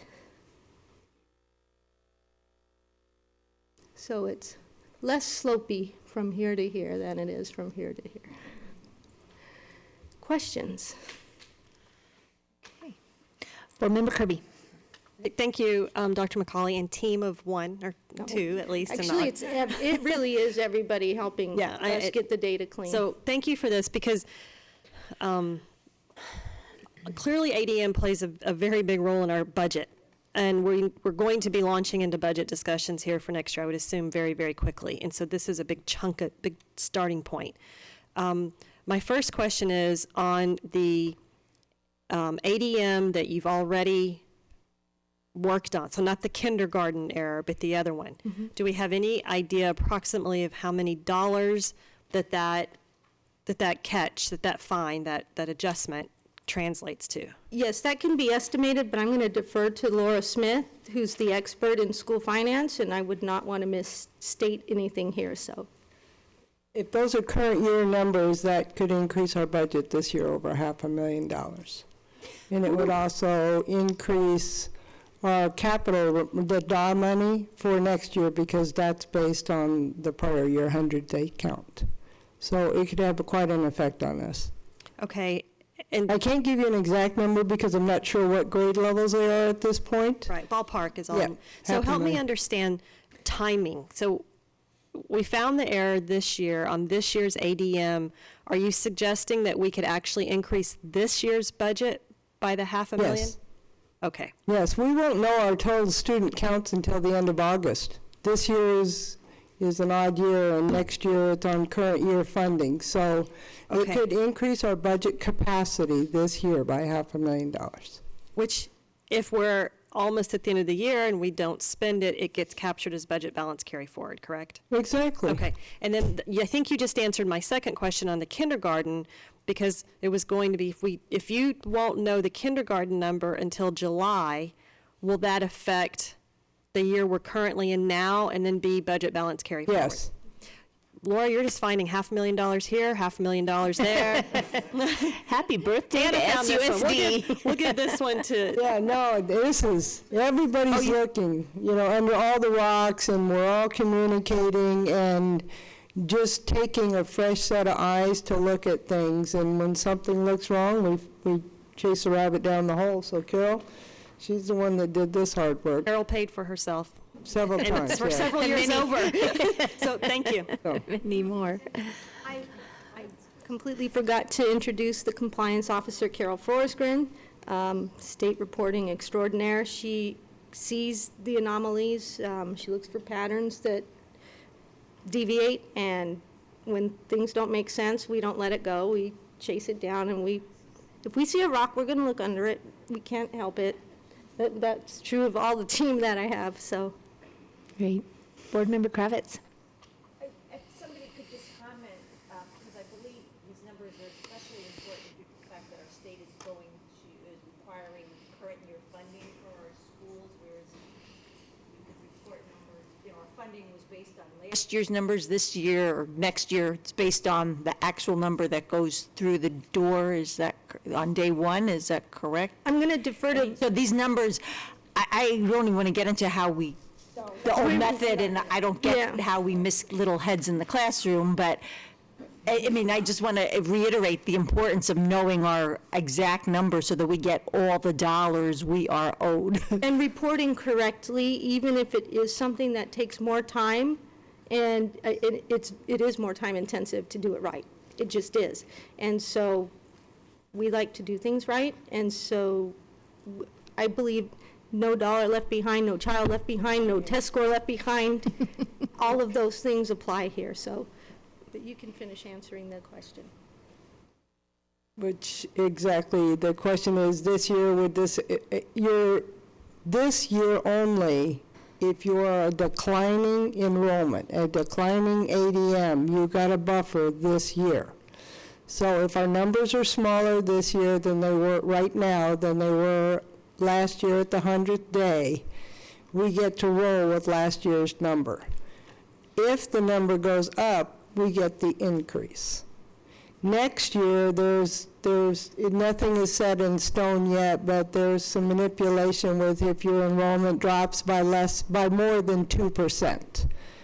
So we won't suffer that, but hopefully this is all going to work to our benefit as we push those numbers through the state. Okay, thank you. But like I said, they're not actually going to acknowledge our final budget until August 28th. So as odd as that is, because the year ends on June 30th. Thank you. Okay, Board Member Hartman. Ms. Smith, I don't want to be the Debbie Downer on this one because this is such an amazing conversation, but I am wondering if this one year it doesn't work to our advantage, only because how does that, because we're going from prior year to current year, I'm just looking at the JLBC estimate for Scottsdale Unified, and there was a 2% harmless funding, which is what you're referring to. But what I'm wondering is, and that 2% harmless funding was 2.1 million. So does that mean that we'll actually get less in hold harmless, but we'll get reimbursed, and so we'll net the same amount? And I'm just saying that because I don't want us to, spend our pennies before we have them, which I know we won't, but I'm just wondering, how does that impact I think there's too much in the air right now. I think the legislatures are going to get this pushed through, and that's what I go back and work with, is what are all these possibilities, and there's so many opportunities. I really don't want to address it at this point in time, but I'm very aware of that. And we are watching all these ADM numbers. So Carol's the expert on that. I rely on her, and I've known her for years, and her numbers have always been spot on. So thank you for the really good work. So thanks. All right. Okay, so Board Member Hartman, any other questions or comments? One thing, and this may be a little too much a topic, or just not the right question. Obviously, ADM and these calculations, and knowing in the future what's coming, who's coming August 9th or whatever day we start. What, at the end of this year, do you know what our campuses are doing, our principals, to kind of try and get us at least a solid number of students coming back to us on day one that they can? Yes. We have implemented what we call a re-enrollment form. Mm-hmm. It solves two purposes. It solves audit requirements for proof of residency, and then it actually has, are you coming back? Are you leaving our school? Are you leaving our district? Are you going within our district? Mm-hmm. And so with that, the registers have already started doing their withdrawals for next year so that we have a more accurate number of what our student count will be at the beginning of school. With that, they're actually now being able to bring in more open enrollment students. Okay, all right, that's terrific. Thank you very much. That's good to hear. All right, so if no further questions, thank you, and thank you for the nice birthday gift. Happy Or birthday. Christmas gift, whatever. All right, we're going to move on now to, this is actually another information discussion item added on, item 8C, and that is the bond project management update. And Mr. Hartwell and team. That's my dad. My name's Louis. Yeah. Governing Board, President Perlberg, Dr. Nance, and Sandra. It's actually going to be a two-part. I think it's worthwhile to, sorry, we did this last time, didn't we? Yes. There's two parts. One is I think it's worthwhile to go through with you so you can reflect on the amount of work that's been done just in the last 2 weeks to catch up. The second part is, and I'm going to go into quite a bit of detail on how we manage this massive project. And I call it a massive project because we got a lot of small projects under this. And a $21 million project is not a small project. However, it is an individual project. So I will go into discussion on how we actually manage that. So the first part of it is I'd like to ask Missy to come up and talk a little bit about what we've accomplished in terms of the RFQs, how we progressed that in a short period of time, and where we are right now. So let me just get you back up here. Hang on. Get you on number one. Thank you. There you go. Let me get you on slideshow there. There you go. Oh, back. Let's start with one. Good evening now. Thank you so much, President Perlberg, governing board members, Dr. Nance, Sandra, the remaining audience members. Thank you for the opportunity to provide a little bit of additional clarity and insight to the process to procure these different construction projects. I understand that they're highly visible, community-based projects with a lot of different input and feedback.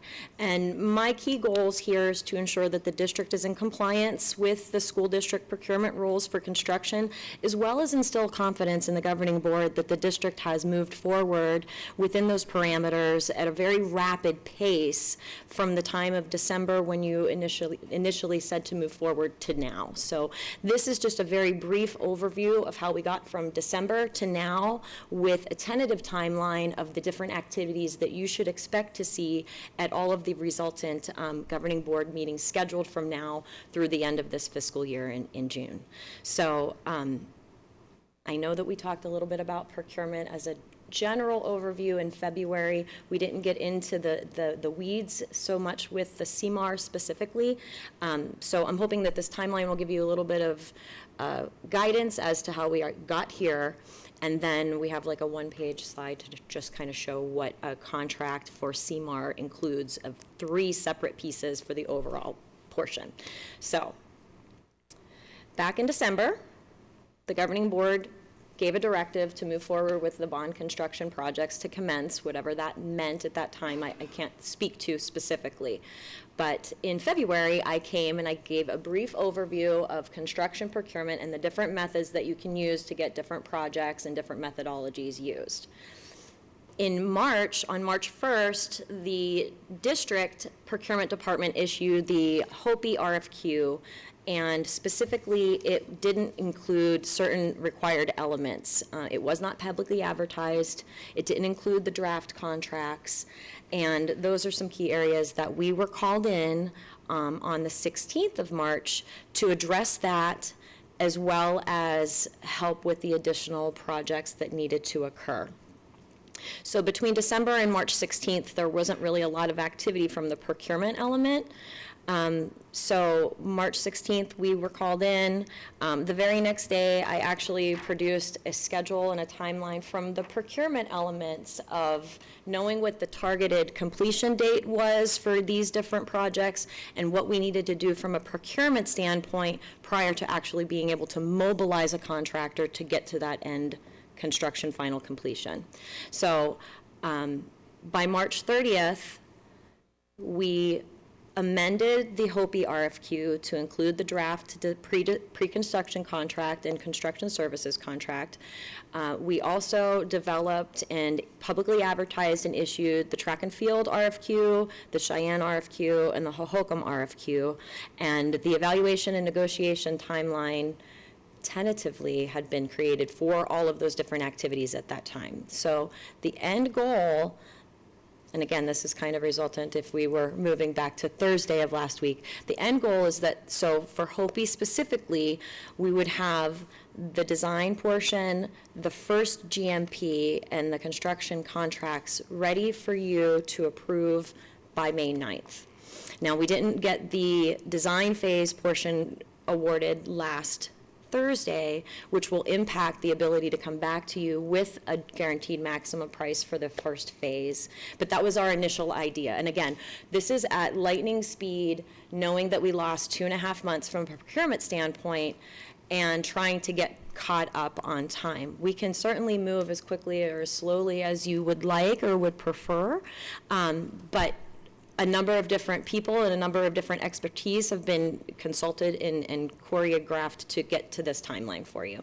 So again, I always use the caveat that this is all for reference and that it's all dependent upon the evaluation schedule, the resultant negotiations, and then coming to you for approval of those different elements.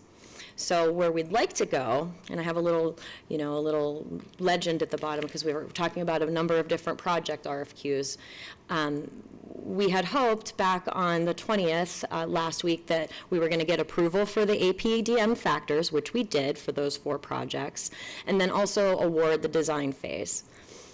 We're now hoping that today we can have the award of the design for Hopi and track and field awarded.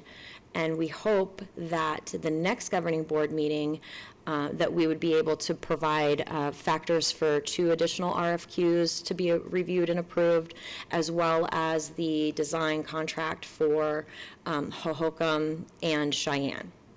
Those 2 evaluations actually were finalized today, and the negotiations elements will be starting this week.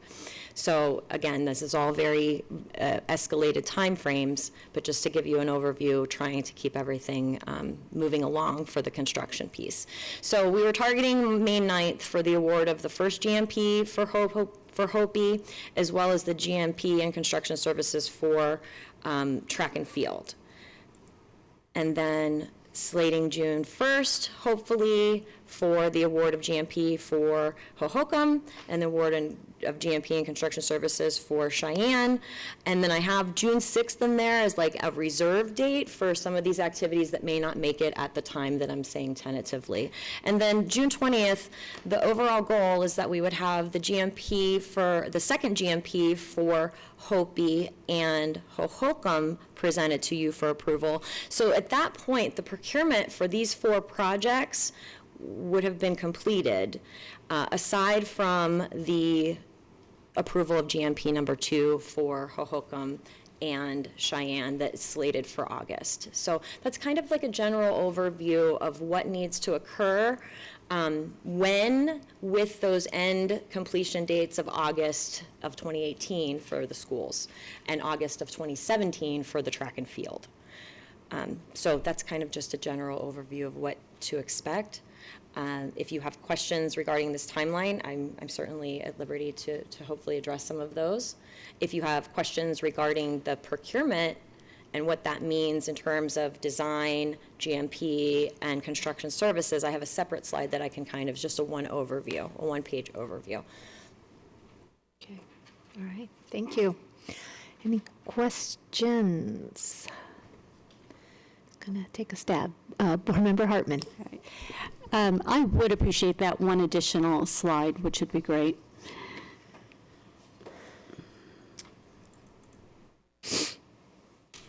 Okay, so a contract award for a construction manager at risk, CMAR, includes these 3 elements. You're reviewing the qualifications of a contractor. That's what the evaluation is based on. It is not based on price. Price is only when you're talking about a bid. We're not bidding this. If we were bidding this, you wouldn't have those extra value engineered items. You wouldn't have meetings between the contractor and the architect prior to the actual specifications and design being completed. That's why the design of the project is a team effort, because this is the only way where you can engage the contractor and the architect prior to getting any shovels in the ground. Otherwise, you would have to have all of that development design prepared, specs ready, then you would issue a bid, and then you would go with the lowest responsive and responsible vendor, and then you didn't have those 2 working in tandem, so that's where change orders and those types of activities typically occur. So first, pre-construction, we call design. That's the contract that we're asking for you to approve tonight for Hopi and track and field. It's a lump sum or a percentage for the pre-construction, contingency, the general conditions, and the CMAR at risk fee. That's their profit. You're next going to see the guaranteed maximum price. Now, some of those projects are very large and complex. You'll have multiples. Track and field, we're only going to have 1 GMP. That GMP, the money that's in that proposal, is going to be directly tied to what was agreed upon in the pre-construction design. It aligns with the construction phases. In the GMP approval is required before any shovels are in the ground, before a contractor can do any real work. And again, the multiple GMPs for long, complex projects. And this is why it's called at risk, because the contractor in good faith in the pre-construction and in design is working with their subcontractors. They're getting pricing on things. They're proposing alternative design, alternative ideas in your elements of what you've already presented with your district staff, your team, to what you're looking for in these projects, as well as the architect. It's a team effort. It's not just the architect working solely with the district and no input from the contractor, because that's where you really get a lot of your value. And then the construction, wrong way. And then the construction services, again, that number is tied to the amounts that were already agreed upon and awarded in the pre-construction design.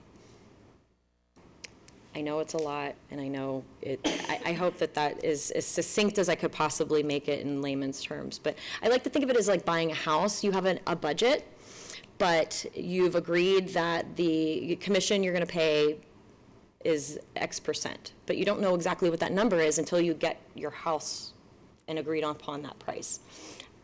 Okay. I don't know if that's a good analogy, but it's the best that I can work. I was trying, the last time we left, I'm like, I did not convey to you appropriately the best way, that you're not going to see real numbers until you actually engage the contractor, the architect, your district personnel, so that they actually start designing what it is that they're going to put numbers to.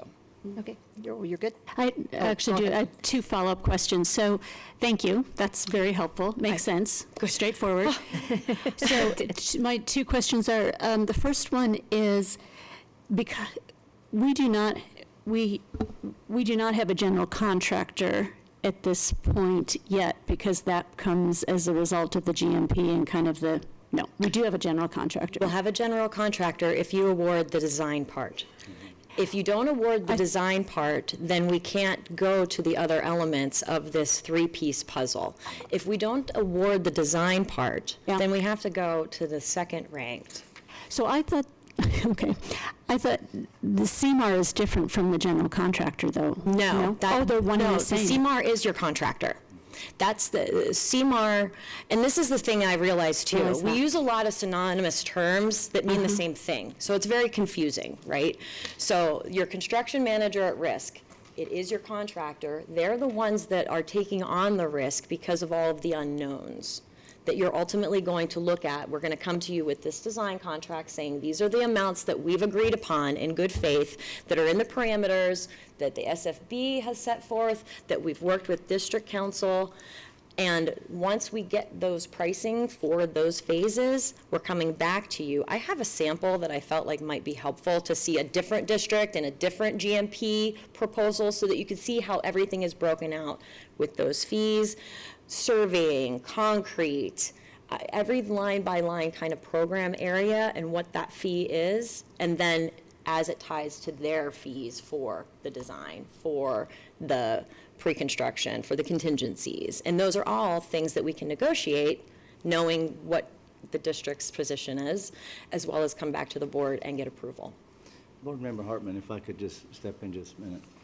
There's a part in front of this, in front of the pre-construction. So we mentioned that we went out to RFQs. In the RFQ, we actually put in what our specifications are for the size building, the number of students that's going to be in the building, any prerequisites of preparing the workspace around that, if children are in school around it, or if it's a standalone place that we're building it. And we send that RFQ out to the public. And then we actually get those back in from reputable, what we look for reputable contractors. Those contractors there's been a lot of due diligence on them, some D&B, but even more so. We look at those contractors from the history, any type of litigation that may have been against them. I look at their P&Ls, because if we've got a contract for a building that's going to be $7 million, and we have a contractor that in good faith has put in that they want to bid for this, and they have a good program to do this. However, they've already put themselves at risk with 2 other contracts they've already got underway. If something were to happen and they couldn't fulfill the contract, that's a huge risk for us and for them. So that's in front of before you ever get to pre-construction. Then once we go through that, and in committee, we sat down, and Dr. Nance sat in with this. Dennis is a part of the team, and then we have, normally we would have the architect and 2 independents, and we review every single submittal in detail, taking a look at the history, what they've done. And then during this committee, then we actually rank and rate them, and then we have a point system, and then we select who the primary is, who the secondary is, and what have you. Then we go into negotiation. If the committee says, yes, this is the best and viable general contractor, here's why. Not just the numbers, but, for example, there was one that made a submittal, and he wants to build schools, but all he showed us was what he had done in repairing bathrooms. I mean, it's that kind of situation. So once we get to the first one, then as a committee, we decide, well, do we want to start negotiations with this general contractor? Once we start negotiations with that contractor, then we get into the contract that we're all talking about right now and ready to approve, hopefully. And now we go into pre-construction. Now we go into this phase of it. So yes, we do have a contractor that's been selected. We have gone through a process to be able to select this, and in excruciating detail. Yeah. Financials, whether they're able to do this, have they done it before, where have they done it before, and all that. So I hope that helps. Can I ask a follow-up question? Sure. Thank you. So I appreciate that, because obviously it's a complex process. So as a board member, I'm relying on both process and the participants in the process for the outcome. So that process makes a lot of sense to me, and it makes sense. So the other piece of it is then the people that are participating in the process. So my understanding, the committee includes yourself, Dr. Nance, Dennis Rochler, Rayler, sorry, Dennis. Brian Robichaux from our architecture firm, and Ellison Soriano from FMG Group, our asset management group, and then Shane Alexander, who is a licensed contract representative from Alexander Building Companies. So I'm wondering, I am interested, who is Shane Alexander? How is he identified? And is that enough to, subject matter expertise to be considered a comprehensive, inclusive membership into this committee? Wonderful question. Thank you, Governing Board Member Hartman. The statute actually prescribes who sits on the committee and what that number is. So the statute says it's no less than 5, no more than 7, and it must have a licensed general contractor as well as an architect. So and to answer your question, Mr. Alexander is a Scottsdale resident. It's my understanding he graduated from the Scottsdale Unified School District, and he has a wealth of experience in school district construction, which is why he was selected, because he was not going to be submitting on that project. Now, that's not the same committee necessarily. It's the same members from a district, but the contractor will change, and you'll see that in the executive summary for other subsequent award recommendations, because you can't sit on a committee and evaluate if you are submitting on the project. That would be obviously a clear conflict. So we had some issues. We actually developed a list of general contractors that have school district experience that would be willing to serve in an evaluation role. And we did have to do a little finagling, knowing who was going to be submitting on what projects, so that we could get somebody that was independent and not submitting. So, So, thank you. I'm sorry, just one more question begs another question. So, wouldn't Mr. Alexander conflict himself out for all future contracts? Because once you have insight into one, I mean, doesn't that create a conflict of interest for futures? I could see how the perception would be there, yes. However, there are only so many contractors with school district experience that aren't going to be submitting that you can use on your evaluation. Otherwise, we would preclude ourselves from having somebody to fill that statutory role. So that's why we kind of worked with Dr. Birdwell and district staff to identify those contractors that do have school district experience, that have built schools in Arizona specific, and kind of leverage that with the architectural firm to see if they had any recommendations as well. So Mr. Alexander did say that he would be willing to evaluate Hohokam and others. And when we had our meeting yesterday to evaluate Hohokam, he did not show. So we actually had to go to Plan B, because we had another evaluation scheduled for today with another contractor that was not submitting on Hohokam or Cheyenne. So he was able to fill that role for us for both evaluations. Yeah, it's interesting. For that very reason is the reason I'm asking the question, because there's only a finite number of resources, so I would think we would want to keep the same general contractor, so that we increase the pool of bids. Therefore, we would, when we secure the participants in the committee, they would be, to the best of their ability, maintaining their role in the process. It seems, and there's perception and reality conflict, and I think our bar is at perception, not reality, so I guess we just cross that bridge and we have to. I don't know how we're thinking about this. I can certainly appreciate your position, Board Member Hartman, and I agree that perception obviously is, 9/10. The issue, I think for this specifically, Mr. Alexander was recommended for the first evaluation, which was Hopi. And again, we're moving at lightning speed so that we can get the information to you, so that you can make educated decisions, so that we can keep these construction projects moving forward. When we scheduled the evaluation meetings for Cheyenne and track and field, we actually scheduled those for the same day, hoping that we could just do a whole day evaluation. While he was willing to do he was willing to do track and field, but he was submitting on Cheyenne, so that precluded him. And then we found another contractor that wasn't submitting on any, because some of their experience, bonding capacity, and preference goes only to a certain dollar amount in terms of projects. So there's a number of contractors that aren't interested in submitting on a project over a certain dollar amount for whatever reason. They don't have the bonding, they don't have the capacity, a number of different areas. So the project kind of dictates which contractor is going to be interested and able to submit for that. But I hear what you're saying, and that may need to be a discussion to be had maybe at a different time in terms of who comprises that selection committee.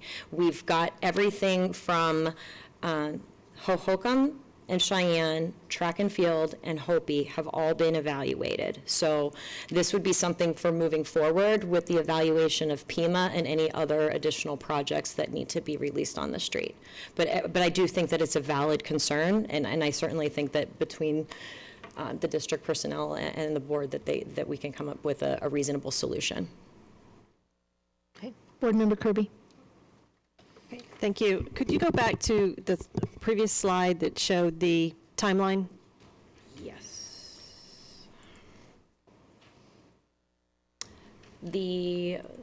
How we got here, or the tentative one coming forward? I think it's this one. Let it pull up and then.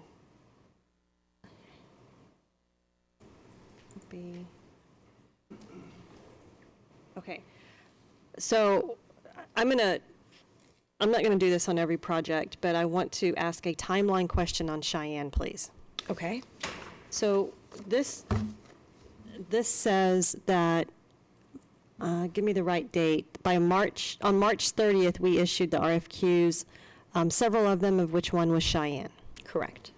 And then my question is, it's been brought to my attention that there is a belief in the community, the Cheyenne community, that the Cheyenne project is not going to happen.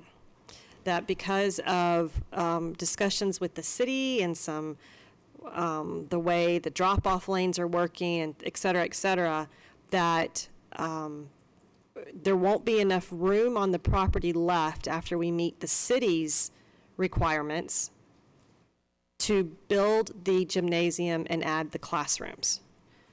Therefore, the project's not happening. So can anyone address that for the record, please?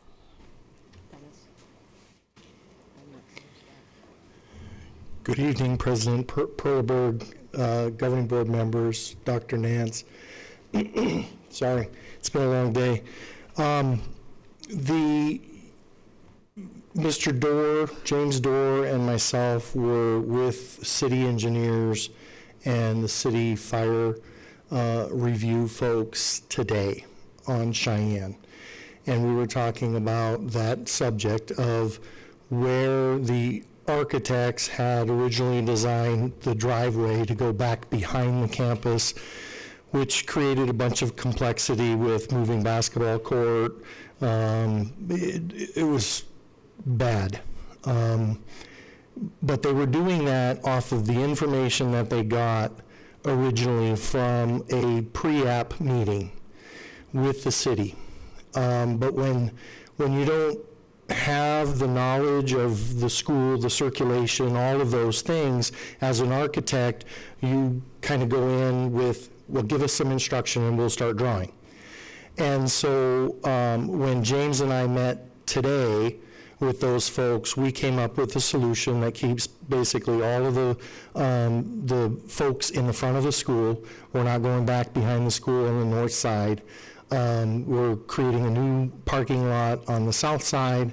And we believe at this point that both the city traffic engineers and the fire marshal or the fire plan review folks will be satisfied with what we give them. So I gave instructions to the architect this afternoon to make those adjustments, try and have that to us by Thursday morning so that we can get that over to the city, because the city is having an internal meeting.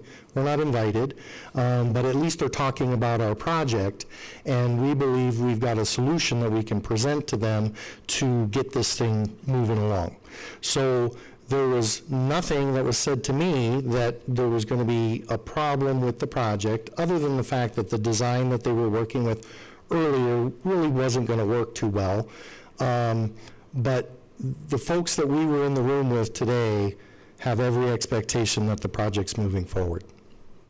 Okay, may I ask a follow-up? And let's be specific here, please. Project moving forward to include the gymnasium and the additional science labs. That's correct. The gymnasium, the 2 science classrooms, and the science classrooms are also a hallway and a collaborative space, a storage space, and an office. So it's not just 2 classrooms. I believe it's just over 4,300 square feet for the science part, and the gym is about 12,000 square feet. And then we also have the office security remodel, and then obviously the parking lot adjustments as well. Okay, thank you for that update. So a question then, I'm going to direct to Dr. Nance or maybe Mr. Hartwell. What is our process for, who is accountable for owning the communication to the local communities? Well, in fact, we've, I'm sorry, thank you, Board Member Kirby. In fact, we've worked through a communications plan. I don't know if you're aware of it or not, but we've created a new webpage. And on the webpage, it talks about the bond, the amount of the bond, what we've actually sold on the bond, and we have a bullet item for each one of the projects. As we start getting data that we can start populating those with, then at any given time, the general public can go in and see what the actual status is of that project online. We also created online in that same webpage. I should probably let Aaron talk about this. You want to talk about it a minute? Yeah. Thank you. Hi, so far what's on the webpage is sort of a framework that we're filling in. It has an infographic that says what projects you've already decided to move forward on, the amount of the first bond sale, and then it's got a sidebar that will be project specific. So Hopi, for example, has a few top-down photos that the public can look at, and then we'll be filling in more shareable items as they come in. The biggest piece it has is a form that people in the community can give feedback, and I'm personally monitoring that, sharing it with the committee and all relevant parties at the district level, so that any input that comes in gets to the architect, gets to everybody involved in the process. And that's something that's been lacking up till now, is a point of input from the community. Okay, so if I may continue. So the answer to my question of who's accountable for the communication sounds like it's you, via the webpage. Yes, okay. I'm the person, consider myself a go-between in this case. I'm trying to help communicate info coming in and going out. Will that webpage capture board actions? So for example, tonight we have a number of actions on various projects. Will that webpage be populated tomorrow to say the board took action on this, so that the communities can see that their projects are moving forward? Yes, so in fact that already exists on the sidebar under the project specific tabs. What we've done is take the same meeting that's on your governing board page now, where it's minutes, agenda, things of that nature, and we're putting that on there. Obviously, until you approve minutes, the actual minutes don't go up. But for example, we have something now that says this happened on this date, minutes will be posted when approved, or something to that effect. So yes, so people can actually click the documents and read for themselves. So that is something we're already providing. Could I make another comment? Sorry, Board Member Kirby. There's also another communication that's happening. We found out real quick with Hopi. Our ambassador is the principal of that school. Our ambassador has to be the center point of information flow with that school and the community. So we have to empower them. Plus, we have to educate them on the aspects of these massive projects going on. So Debbie Ybarra, I think is here, plus Cecilia, who is responsible for managing the principals, if you will. We will be meeting with them and the principals for every project that we have that's got construction going on, and they'll be a part of the stakeholder group that we'll keep updated. So that piece of it will be done. That wasn't done before. So poor little Tamara, she kind of got hit in in wrong ways, was trying to get information, and she really didn't know how to respond to these things. Well, shame on us. We handled that wrong. I think Board Member Beckham, I think that we've, over a period of time now, we've done a lot of damage control. We've recovered, I think, even well today, because we made some changes on actually the drawings that they didn't think would be done, but they were done, and Brian handled it well. But Tamara is now involved with it, and so she can address those questions. And at one meeting we had, they said, who do we direct the questions to? I could have raised my hand, but my phone rings all the time anyway. So I said, well, you have to direct all your questions to Tamara. She is the ambassador for the school here. She has to handle the question. We will deal with it and go with the right department to deal with it. So that communication hadn't happened. And that should have happened right up front. Back on the December 2016, after this happened, there should have been a communication plan that was put in place and how we actually manage this information flow. But we are where we are. So we're picking it up, and now we're running with it. Okay, well, thank you. I thank you for acknowledging where we are, and I'm done, yeah, and recognizing that we do need to do this better going forward, and working on processes to get us there. So thank you. Board Member Kravitz. Oh, my question is a webpage. I'll turn my thing on.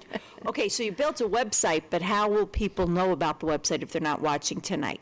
So for starters, we've asked the committee to tell people who come to them, because one of the things we heard at one of these committee meetings is everybody keeps asking me. And so I've asked the committee members to please direct those questions toward the website, for one, so that they don't get overwhelmed, so that they can focus on giving input, but also just to help streamline the information that's coming in. And some people will just find it organically, because people that have something to say are seeking out that. Is there a notice that's being sent out to our parents in an email saying that, I think that's already happened. To find out about the bond projects and how to input, in the Do you want to answer that, Tamara? superintendent's letter, something, because if you build a website, it's kind of like if a tree falls in a forest, but nobody's there to hear it, they know it exists. Absolutely. Good evening. I've worked with Aaron. We've sent out a letter this afternoon, early evening today, just updating our community on the fact that we met again today. I sent an email out to the community after our meeting on April 12th with Dr. Birdwell when she came and addressed our committee as well. So both of those emails to the community did provide the link and information regarding the website and the opportunity to provide input. Great. Thank you very much. Thank you. Sorry, I had to make one more comment. And I promise not to keep you, because Steve will be up here with the hook on me here in a minute. But there's one more important element of a communications plan, and it's that general contractor. The general contractor has to build a relationship with the community. And it's one of the things we also look at when we look at all these plans, is what is their communication plan? How do they approach this? What do they do with the community? So, for example, with Hopi, I know for sure that this general contractor is already ready.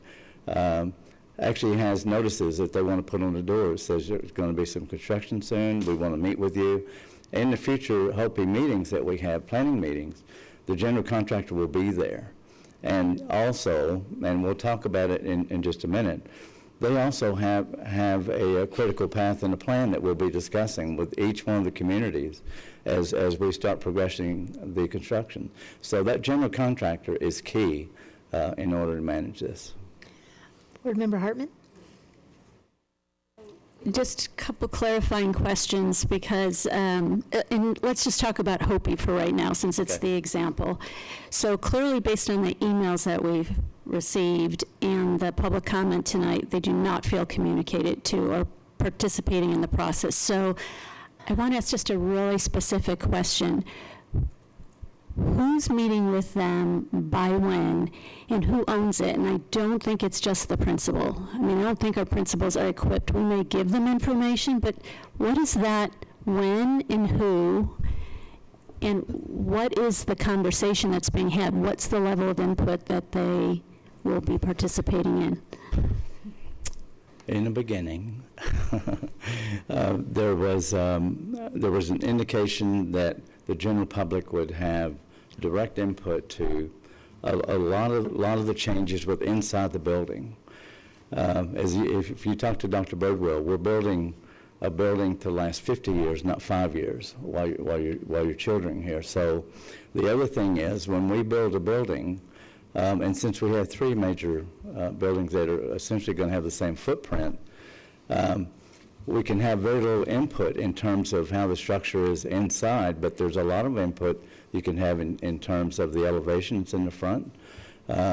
We've got colors that are going to be approaching, you know, in terms of what the colors inside are going to be. Any of the landscape they've have input to. We've even changed some of the design of where some of the play areas are going to be. So there's input, but once you have a design, let's say spec, where all the toilets are going to be, where the classrooms are going to be, and things like that, that's a bit difficult to change. So unfortunately, in the beginning, there was an indication that it was kind of an open plan, you know, and you can come in and you can have a lot of this input, but unfortunately, that's not the case. Yeah, go ahead. If I can just add something to that. The language I've used on the form on our website, because I don't want to give people the impression that every single email is going to be responded to, or that every input, or we would have a circus instead of a school, obviously. But the language I've tried to use is to let people know that that input will be used and possibly addressed, if necessary, in public later, because what I want people to know is that we're monitoring it for consistent issues that come up, maybe not just one person's idea, but for example, I got something about more playground space. Well, it turned out that was something the committee also thought of. A lot of what we get in, I think, is probably going to mirror what the committee is already saying. So I was able to put an update on the website today and say, playground space has been addressed. So that was community input that was addressed, because it happened to coincide also with what the committee is working on. So the other piece, though, that I think was promised to the community at large is that there would be a meeting open to the public at some point during the design process to share information. And I looked back at the slides that were presented to the board prior to my time, and that is what it sounds like: a singular meeting, an update on the design process, not necessarily everybody comes together and raises their hand and takes a vote on things they like or don't like, because that would obviously that would muddy the process. But I think that is why the committee is representative of teachers, parents, and taxpayers, in hopes that all of the community's concerns will be represented by that committee, if that helps. It does, but can you remind me again, so who's the committee? Okay, so forgive me if I don't know all their names. Tamara might be able to answer better how many of, yeah. Tamara might be able to answer that better. Yeah. And I must say, this is unique to Hopi. I'm sorry, I didn't hear that this committee is unique to this one school? It's unique to Hopi. So I can describe who is on the committee. We currently have a community member that does not have students actively enrolled at Hopi. We have 3 teachers, I believe. I don't have it in front of me, so I apologize. I can clarify later if needed. Parents that match the teachers, so the number of teachers that match the number of parents, and then myself. The parent community also represents our dad's club. One of our teachers also represents site council. So I do feel like we have a good representation of our school and our community. Is that also posted on the website? We don't currently have a list of people on the committee. I thought about doing that, but I was worried it might appear that these are the only decision makers involved, and so without listing everybody also in the district. So we could talk about a way to list people. I didn't want to put anything on the website that would create more confusion than clarity, and so that was why I decided not to name them, but I did say that the committee represents parents, teachers, and taxpayers. But I think for clarity, as I'm a little concerned here, that committee is, their responsibilities, why they're brought together, is really just to give input to the architect and hopefully to the CMAR very soon, as far as daily life on that campus, actions, what's, in this room, we really need this or this, and it's really internal, not actual designs of the school, correct? Yes, okay. Yes. And it's been extremely productive. I mean, Board Member Beckham has been to 2 of those meetings, I believe, have you? And you've seen the transition, I hope, that you'll be pleased with. But I need to answer one other question to you that you asked earlier. The ultimate responsibility resides with me, since I took this responsibility, to manage this process, create the process and manage it. So it ultimately will reside with me. I just believe we need to be as explicit, as transparent, and as frequent with communication as possible. I think we should list who the committee is, list the frequency of when they meet, list the decisions that that they have the latitude to make, and we have to have this conversation with that Hopi community. They need to understand this. They clearly don't, based on what we're hearing. So there's still a gap, I think. And I will say that we're playing a little bit of catch-up, so I hope people have seen after each of our meetings, too, Tamara is sending out updates to the larger Hopi community, letting them know what was discussed at those meetings. So hopefully more people will catch on, people will be opening their emails, because we can provide the information, but it's sort of we can lead a horse to water, but we can't make them drink situation. So we need people to, if we tell them there's a website, go to the website for the updates. If we provide emails, open the emails. And if we hold a public meeting, attend the meeting. I want to make all this information available, and then hopefully people will intake that information. Can I just piggyback on that real quick, and then we'll go. I guess I understand the transparency, understand all of that, but I would just want to say to that point that you want to confirm with the committee that they themselves want their names posted online, because then they become the lightning rod to the whole community. I just want to make sure that we don't shoulder that burden on them if they don't want it. So they do. Okay. In fact, and it's a great question. Thank you. In fact, they already were listed at one point, but we're in the process of trying to minimize our web pages because we have a few too many. And if you've been to our site recently, we're working on that. But their names were previously posted with their permission, is my understanding. And I also, the last time I met with our PTA and updated them just in general at a meeting, just to let them know. Because when we sent out the information in regards to who wanted to be considered for the committee, everybody was curious who had actually been selected by Site Council. Right. Okay, great. Thank you very much. Board Member Beckham. I wasn't going to speak on this particular subject, but if I can shed some light on it, and please correct me if I'm wrong.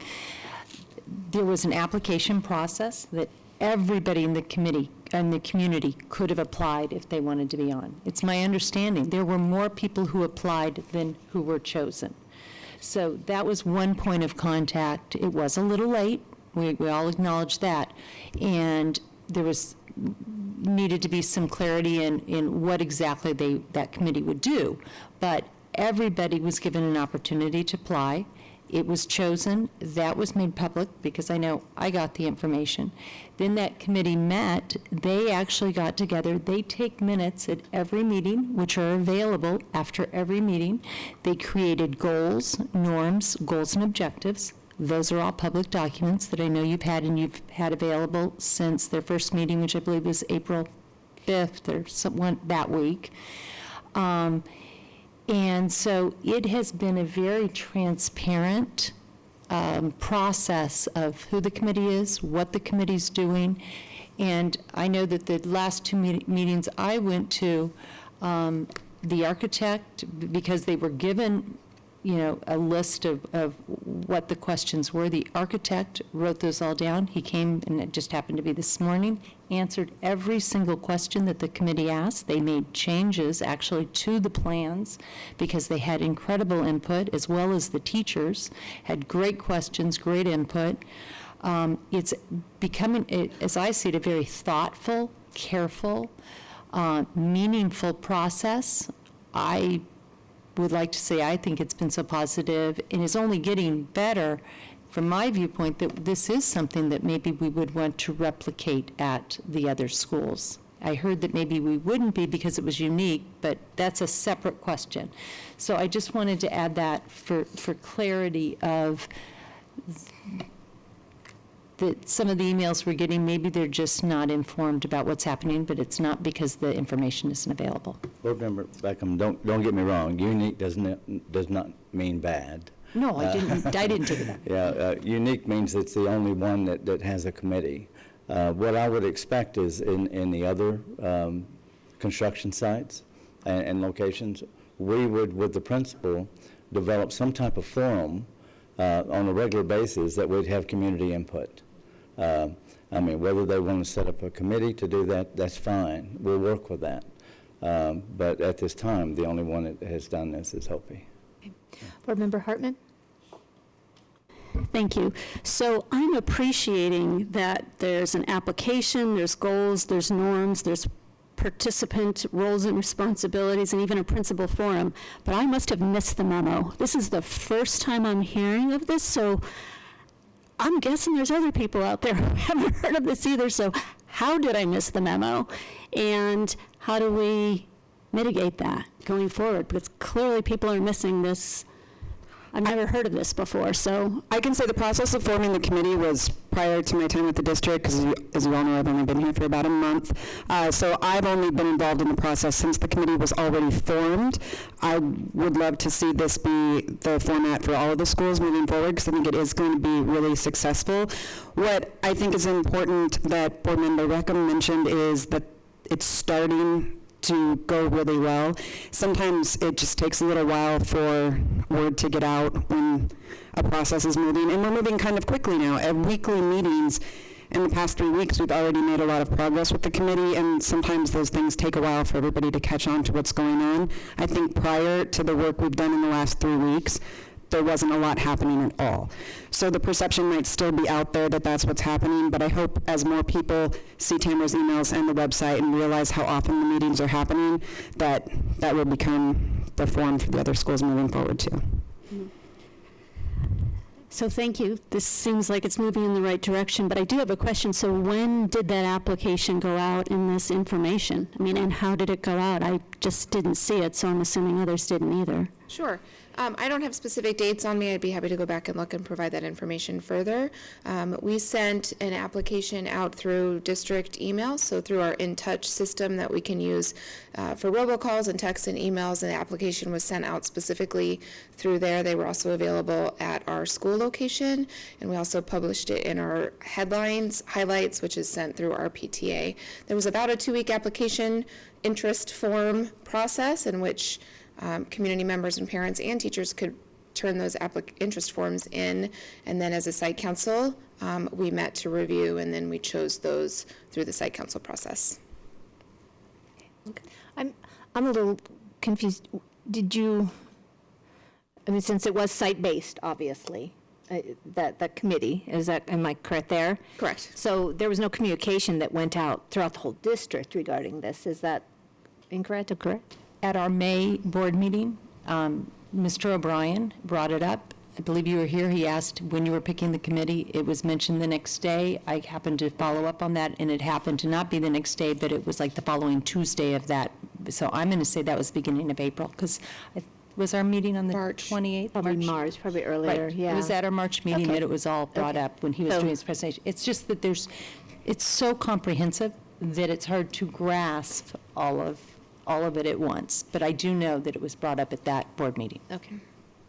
Okay, great. Thanks for that clarification. Board Member Beckham, did you? No, you're done? Now, do I get my questions? Oh. So I do have a question going back to this graph. So this is for Missy. Okay. So the construction timeline from May 9th. So as I see this contract, there are 5 items that the contractor would provide us before we get to that GMP _1 phase. And that would be the construction management plan, the project schedule, the design document review, cost estimate, subcontractor, and major supplier selection for that GMP phase 1. Can all of that are we still on timeline to get all of that done by that May 9th deadline, or is there an updated? We haven't updated it. Great question. Thank you, Governing Board Member Beckham. We haven't updated it yet because all of those updates would be dependent upon what happens here today. Typically, it takes a contractor 4 weeks to get their subcontractors and get some pricing and doing some bids on their own prior to bringing it to us to review and negotiate.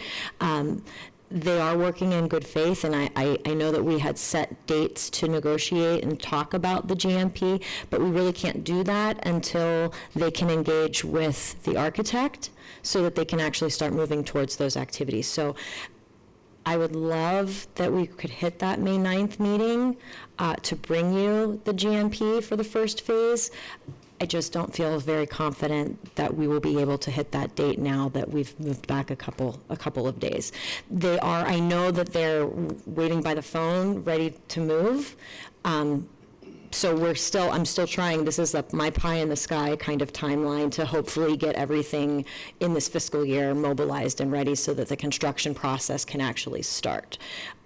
So we have a meeting tentatively scheduled for the 3rd, in which if this is approved today, that the contractor knows that that's when we're trying to anticipate discussing those different ancillary costs. And that's why we have the May 9th target date.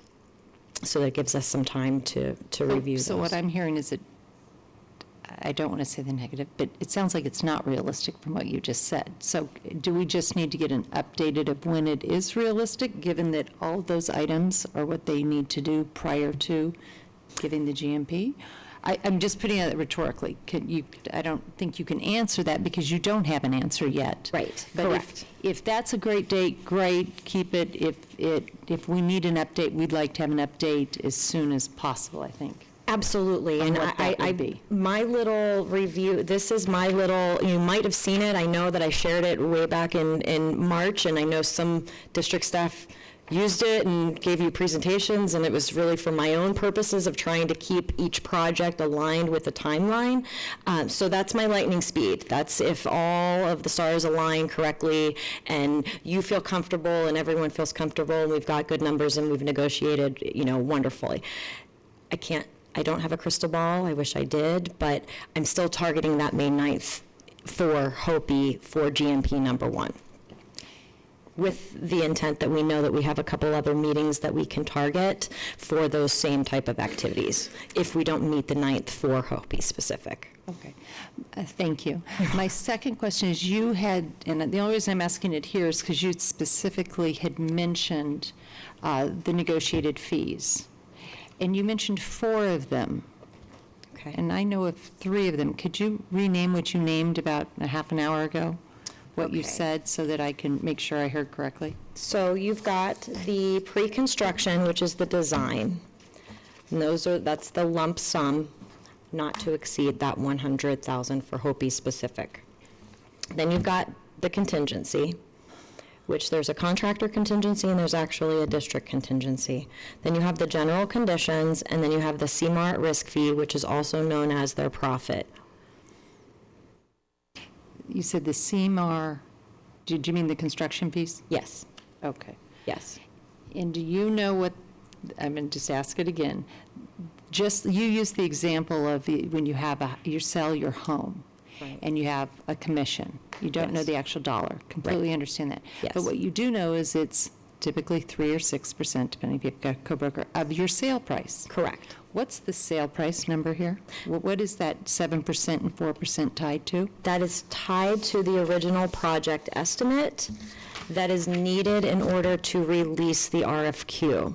That is not going to necessarily be the actual budget amount. That's what we talked about. That's the number that I had in order to release. I never had any backup documentation to that. I know now that the district's been working and has the backup documentation to get to that, so that when we come with a guaranteed maximum price of, GMP number 1 and GMP number 2, it's related to those budget numbers, but the actual costs will be broken down, and those fees will be within that proposal for you to approve. So within that estimate, what's the sale price of the house? What's that term? To be determined. To be determined. Okay. Because that, in order to engage the contractor, to work with the architect, to do the value engineering, to look at what's been specified, what these committee members have, supported and said, this is what we'd like to see in terms of a color of a paint or the type of product. That's where the architect and the contractor work together, where the contractor might have more information or a better lead time or a better alternative, and that's where that conversation can start. But you can't have that conversation until you've selected the contractor. So we won't have any of those conversations and finding the fine-tuning of each of those different areas. So does the to be determined will show up in the contractor's, the construction phase contract then? The GMP. It'll all be in the GMP. We will come to you.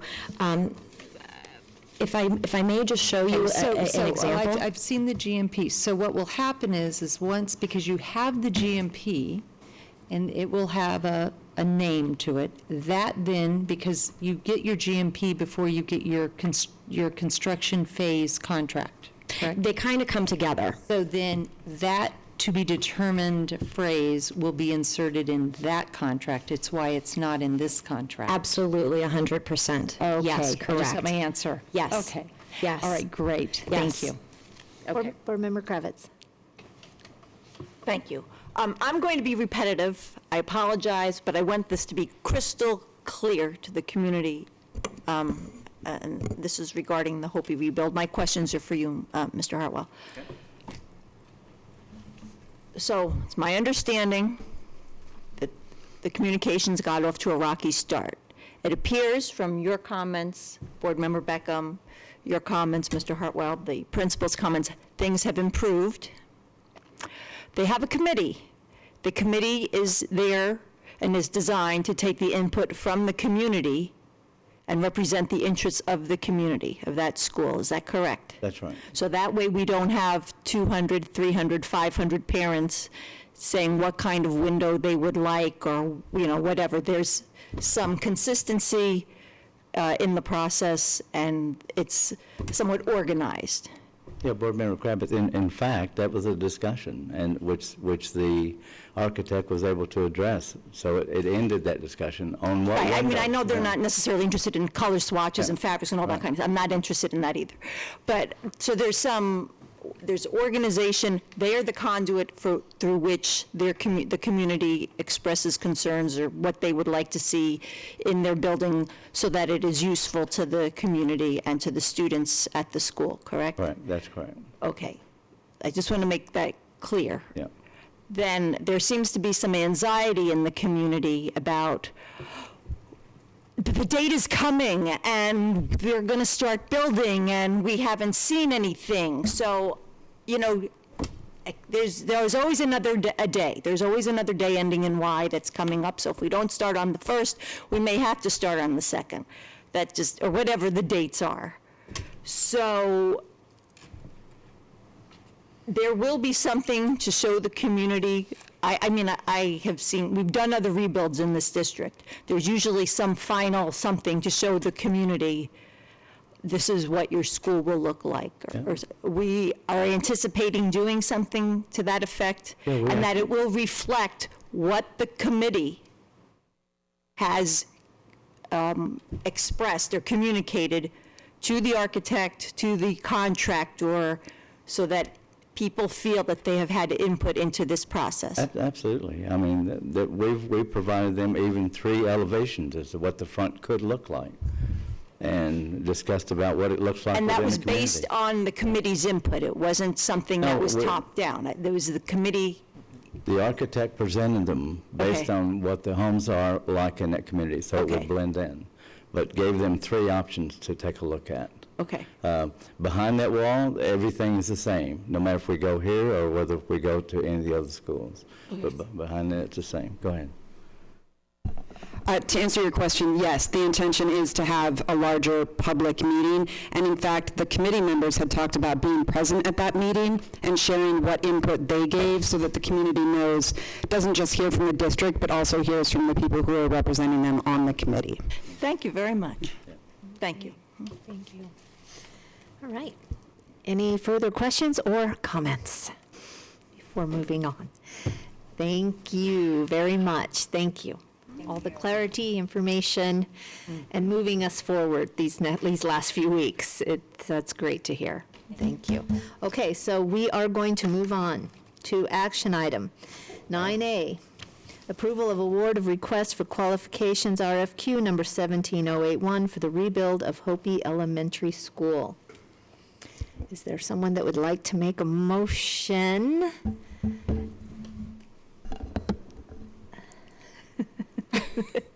Madam President. Yes. Yes, that, well, I wasn't sure if the motion Sorry, I would be didn't hear your made question, to- Mrs. Kirby. We do need to amend it. Yes. And if you want to make, I guess we can review the proposed language amendment in the contract first. And then we'll make a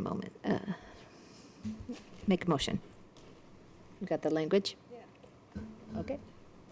All right. So I move to approve award of request for qualifications number 17081 for the rebuild of Hopi Elementary School with the following amendment to the contract. Section 4.1.1, lump sum not to exceed $1,050,000 for construction fees or profit.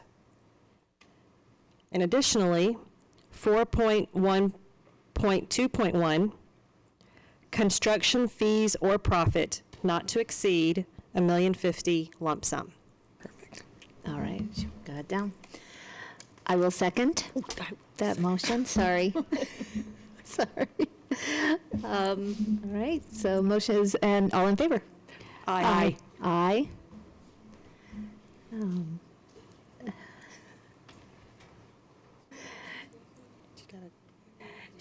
She moved, I seconded. We all opposed?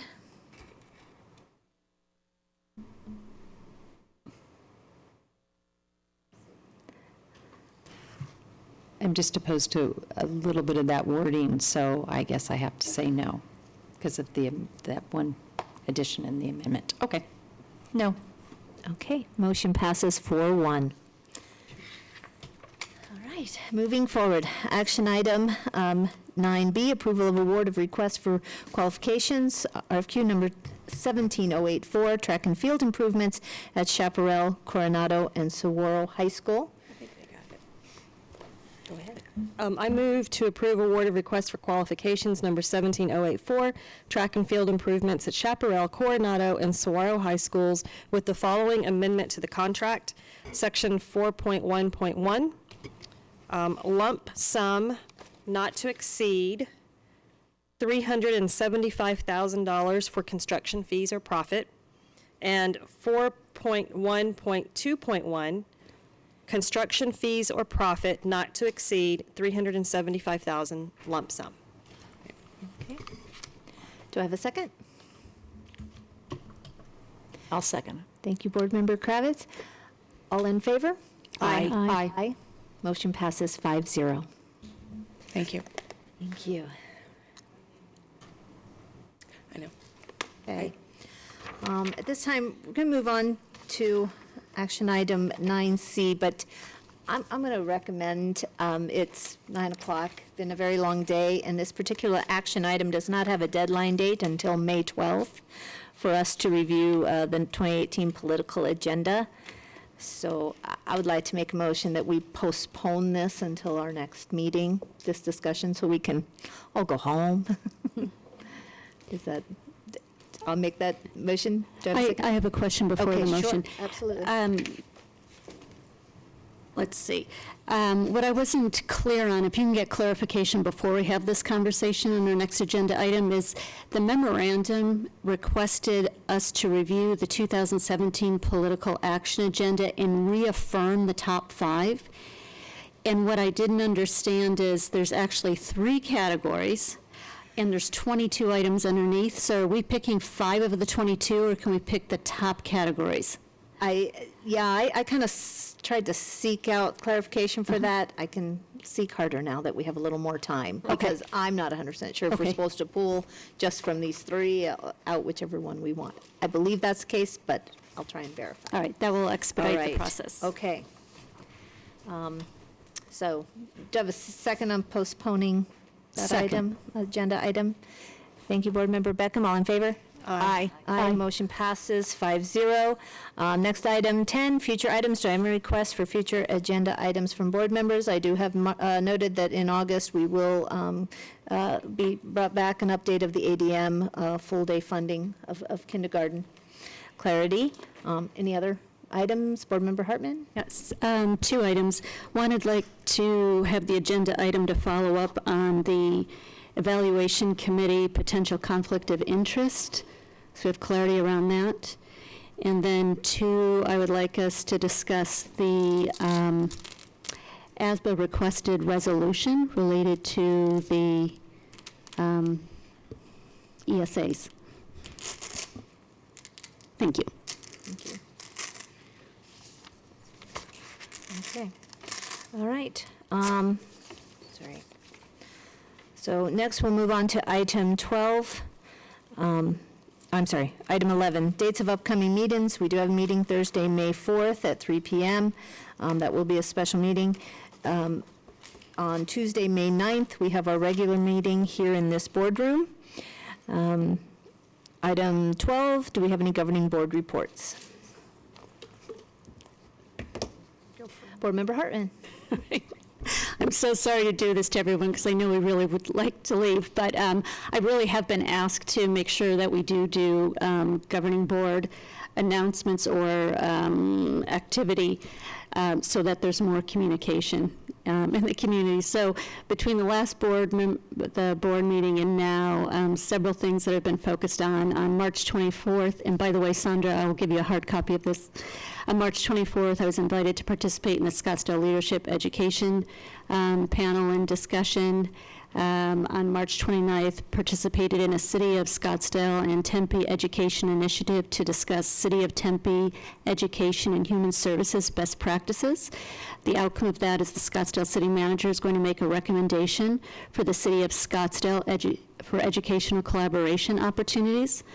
On April 10th, I introduced the Be a Leader Foundation president to Drs. Johnson and Fuller to explore CSI partnership opportunities, which includes a pilot senior college attainment boot camp and coaching program with the Scottsdale Charles volunteering as coaches, potentially this summer and fall of 2017, and to explore the possibility of a matriculation specialist, which once again is a Be a Leader Foundation best practice that focuses on first-generation college attainment, success, and scholarships. And then on April 11th, I met with Social Venture Partner Community Liaison to provide a CSI update and discuss potential future partnering opportunities, particularly around the venture capital that this project will need a year from now. And then on April 11th, participated in the CSI Steering Committee meeting and Charles Education Committee update to discuss the ASU Mary Lou Fulton Teacher College Design Initiative and CSI progress. So that's what I've been doing in my free time. Thank you. Thank you. Do I have a motion to adjourn the meeting? So moved. Thank you. Do I have a second? Second. Thank you. The motion is made and seconded. All in favor? Aye. Aye. Aye. Motion passes 5-0. Thank you all and good night.